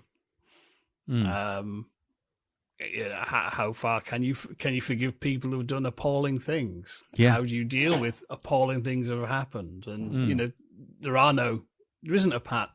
Just do this, you'll be fine. Yeah. That'll be sorted answer. And I think even though you realise he will die at the end, it still comes as a shock because you're invested and you think it's unfair. But you'd feel it was more unfair if, say, Dylan Moran suddenly appeared in his Range Rover and ran over Chris O'Dowd. There's something to stop that inevitable death. You'd feel cheated. Yeah. Well, I mean, I think it's all about, it is about the sacrifice. It is about the fact that ultimately he has to sacrifice himself. He has, Chris O'Dowd has to have his, pound of flesh. He has to do what he needs to do to just help clear his own mind, so to speak. But, and he has to promise Dylan Moran that, he's going to get better and things will get better. And he has to sort of do what he can. And in some ways, it's very similar to In Bruges insofar as Brendan Gleeson's character has to sacrifice himself for the good of everyone in the end. Because that's exactly what happens at the end of In Bruges when he jumps off the clock tower. Yeah. Speaking of which, it's also in the same universe as In Bruges, because did you see what was on the newspaper that he was reading right at the beginning? No. 2 hitmen on the run from Dublin after shooting a child. After a child shooting, it's on the front page of the newspaper. Yeah, but anyway, okie dokie. Well, I think we'll leave it there. But unless one last thing. Sorry, I do want to say, what do you think she would have said to Chris O'Dowd at the end? His daughter. I think I forgive you. Cool. That's what I was thinking. Jim? Yeah. That's what I think. That I think she went to see him because essentially she's living up to her father's principles of thought, what would Dad do? Yeah. Exactly. And it's kind of,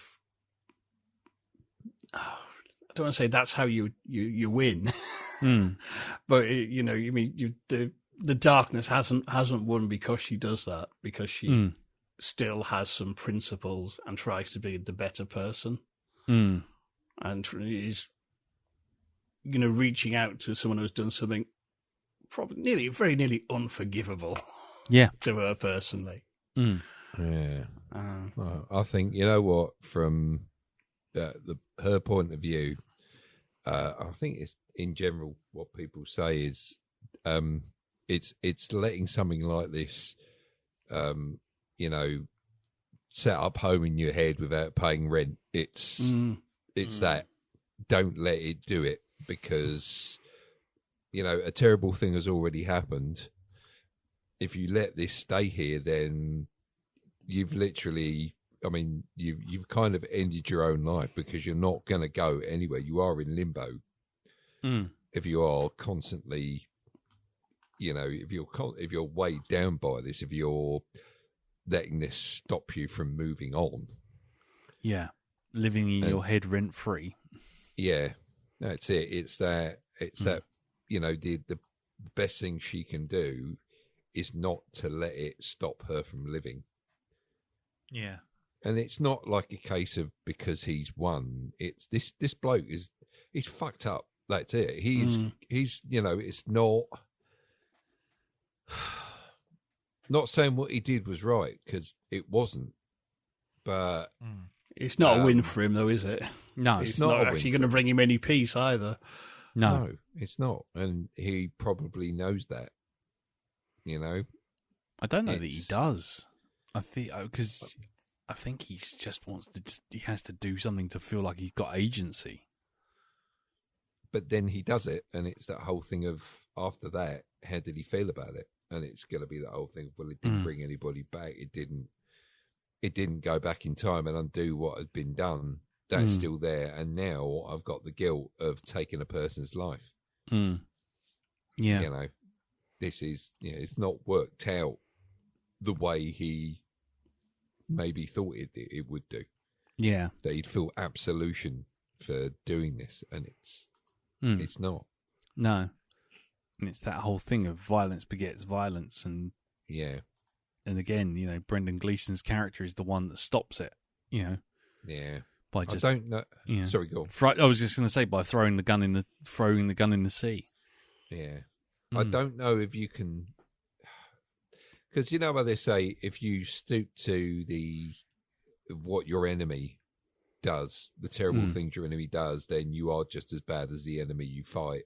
Oh yeah. This is a tricky one, because of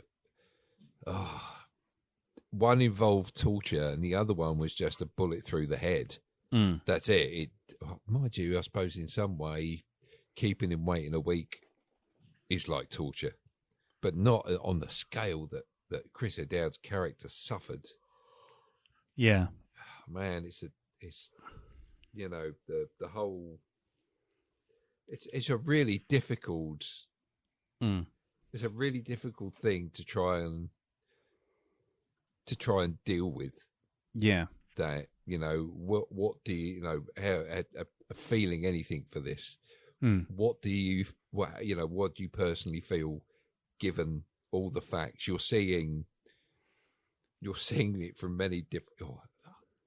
Can I say it's when somebody who commits a crime is faceless and you don't know them. It's like they say, if you're in trouble with someone and they're about to take your life, humanize yourself in their eyes as much as possible, because then it becomes so much more difficult for them to pull the trigger. Yeah. Yeah. It's the same. It's the same way with taking a verdict on someone who's committed a crime, right? We know where Chris O'Dowd was, the journey he's been on.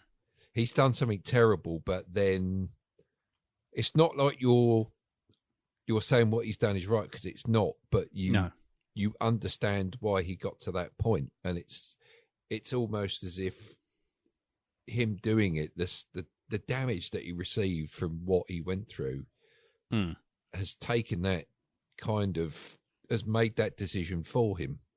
Yeah.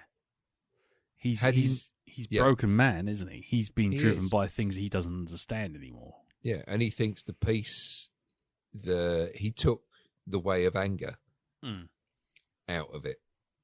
he thought doing kind of exacting the same sort of revenge on the church would make him feel better. And I bet you, you could tell with what he was doing, trying to make the priest just stand there, put your hands by your side, get on your knees, and not really engaging him, trying not to engage him in conversation. Yeah. Because it was getting harder and harder to do what he needed to do. Yeah. Oh, man. It's like the thing with the dog. That's where he wavers. Yeah. Yeah. Because, that wasn't me. And Yeah. did you cry? Oh, that's nice. And he actually... But then he shuts that down again. Yeah. Well, that's the thing that tips him over the edge, isn't it? The realization again that, that Father James cried over his dog, but didn't cry over the children that have been abused by the church. But then he isn't seeing the why that he's not understanding. He's looking for, it's that thing, isn't it? I know what he's going to say, and I'm going to shoot him for it. Yeah. Not understanding what the priest is actually saying. It's again coming back to the whole humanization of it, right? The more you know about the victim, the more upsetting what happens to that person. Yeah, the more upsetting it is. If they're just somebody you don't know, then you're going to go, oh, that was terrible. Yeah. But whether you're going to bawl your eyes out after what's happened to them is another thing. You don't know them. There's no connection with that individual. Which is exactly if you actually walk on and find the crime scene. Yeah. Yeah. Then you would cry. But that's, you would, but it's that just hearing it. It's not like the priest was there to see the aftermath of this. He wasn't present, to see. Yeah. But that's exactly what happens. He goes, I didn't cry. He goes, I was disassociated from it. Yeah. And it's right. And Chris O'Dowd's, in that fit of anger, he's not listening to that. All this anger that is blinding him to reason. Yeah. Oh man, and he was honest. It's like he was genuinely a good man because he was honest about everything he did. He didn't lie to Chris O'Dowd. No, he was honest. He came out and he told him exactly the reasons why he did or he didn't cry or why he reacted the way he was, and that makes it even worse. Yeah, the one good man on that island. The one good person. Yeah. He's the one that you killed off. And you killed innocents. I mean, it's like, again, it's parallel to what happened to Chris O'Dowd. The priest killed innocents in him. Yeah. Oh, man, it's Dark Mirror. The situations reflecting themselves. It's, Yeah. Oh, it's great. It's really, really well done. That. Yeah. Cool. I have no follow-up for that, sir. No further questions, Your Honour. No, sorry. I just didn't know where that come from. That's good. No, it's fair enough. It's fair enough, dude. It's all good. It's all good. Right. Well, on that note, I think we shall wrap it up. I mean, has anyone got any additional bits? I think that's kind of really nailed it, to be honest. Yeah, I think I'll leave that there. Leave that there. That's as good as it's going to get from Mr. Darren, I think. There we go. I think so, yes. Nail on the head. Nail on the head. We shall stop right there. It's the most profound I've ever been. I was going to say, well done.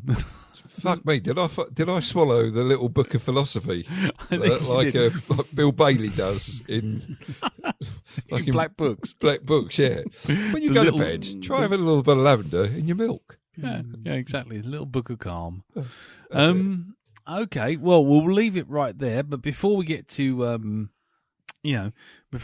what's coming next and all that sort of thing, do feel free to send in the feedback for this. I mean, as you hear, it's not exactly the easiest subject to address or talk about. But if you got any feedback, do send them in to the usual addresses. The Facebook group, which is facebook.com/group/the Black Dog Podcast, Twitter, which is @BlackDogPodcast, or the email, which is feedback@blackdogpodcast.com, and we'll read it out next week. Right.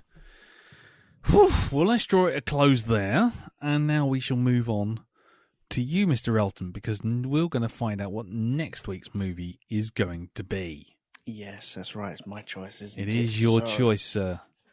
Well, listening to our discussion today, I've decided to do Johnny Got His Gun. Oh, no! Won't be doing that.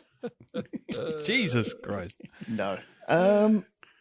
Yeah. It's that time of year. We're getting to the middle of the year now, aren't we? Yes. Yep. The weather is perking up a little bit. Gets nice, sunny. Mm-hmm. Looking to go outdoors. Mm-hmm. Maybe go frolic in the long grass. Okay. And Here so are you, Theresa May. Yeah, you go for a gallivant in the wheat. Jesus. Oh dear. well, the film I have decided to do is on Netflix. We are going back to good old Netflix. Good old Netflix. Yes. Give that a little spin around the park. And the film I have decided to do is Midsummer. Or Midsummer. Oh. Midsommar. Midsummer. Mm. Well, there you go. Seeing that, Midsummer's Day is turning up very, very soon, I thought it might be apt that we do it then. It'd be silly doing it around Christmas, wouldn't it? Oh, well, I don't know. Okay, well, that's... Jesus. Well... Oh dear, someone needs to change their batteries. Yes, I'm sorry about that. No, okay, so Midsummer. I mean, Jim, you're not around next week. I don't. No. Are you glad about that? I don't know, because I've never actually got around to watching it. Never. No. I would have thought that went right up your alley. Oh. It's a long film, and I'm low tolerance for many long films these days. That is very true. That is very true.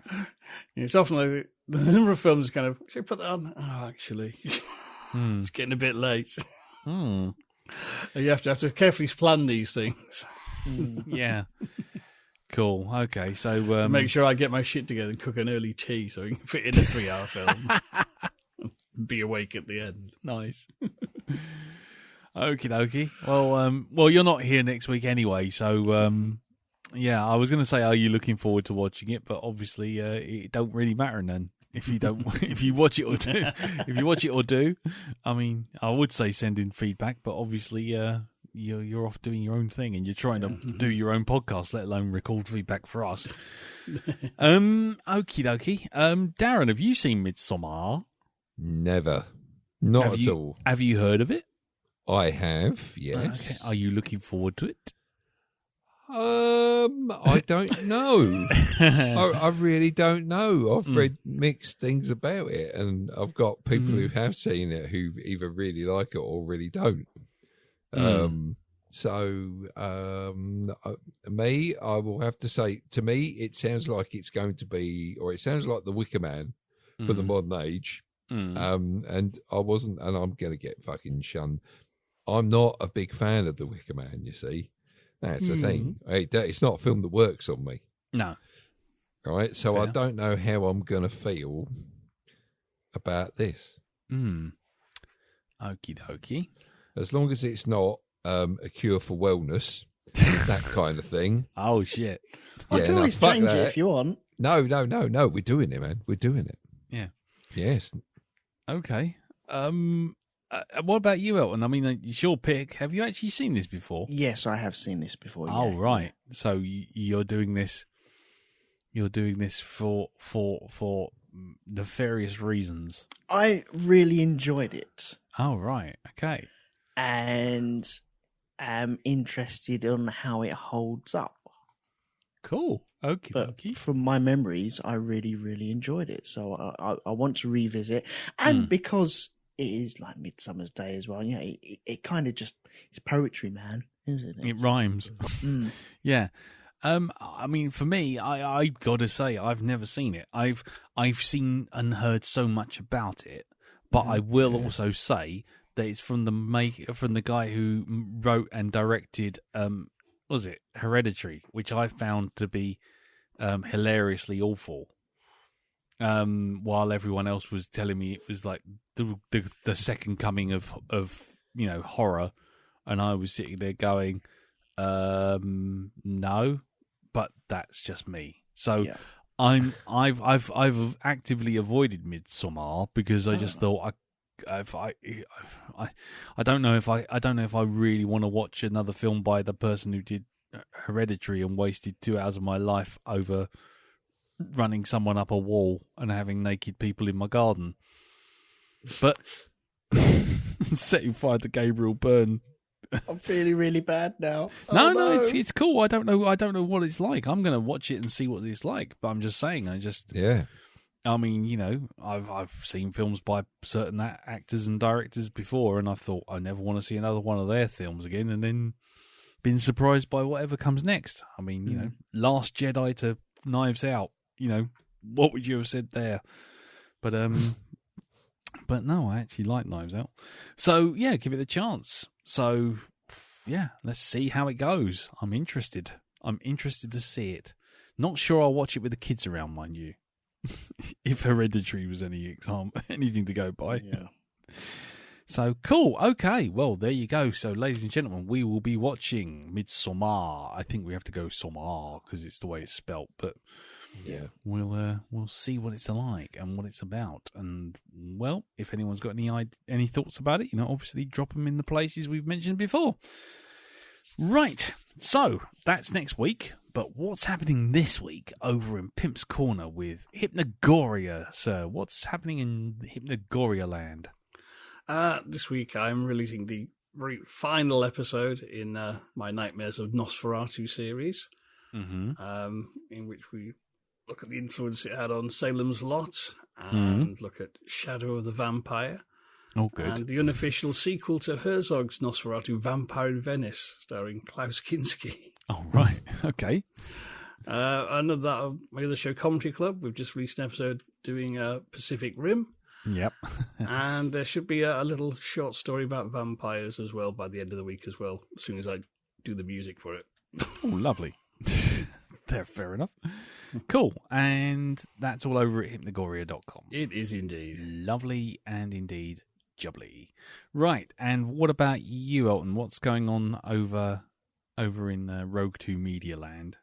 Just the Grand Prix podcast at the moment. I'm looking to get a few shonkies recorded very, very soon, but you'll hear about that later, I'm guessing. So cool. Cars go round in circles. Yeah.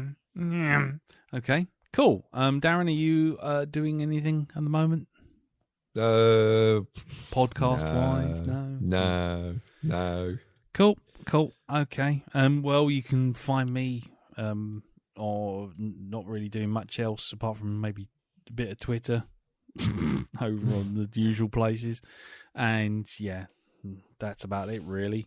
If you're listening to this, you've already found me, so hurrah. There you go. So that's it. So it just leaves us to say thank you very much for listening. Thank you, Jim. Thank you, Darren. Thank you, Elton. No problem. And we shall see you all next week. Well, we will. Jim won't. All next week for Midsommar. Until then, take care, stay safe, and we'll see you all next week. Till then, tatty bye. Bye-bye. Bye-bye. Ta-da. There's a voice that keeps on calling me. Down the road, it's where I'll always be. Every stop I make a new friend. Can't stay for long, just turn around and I'm gone again. Maybe tomorrow I'll wanna settle down. Until tomorrow, I'll just keep moving on. Get out of the booth, Jack. No, I like it in here.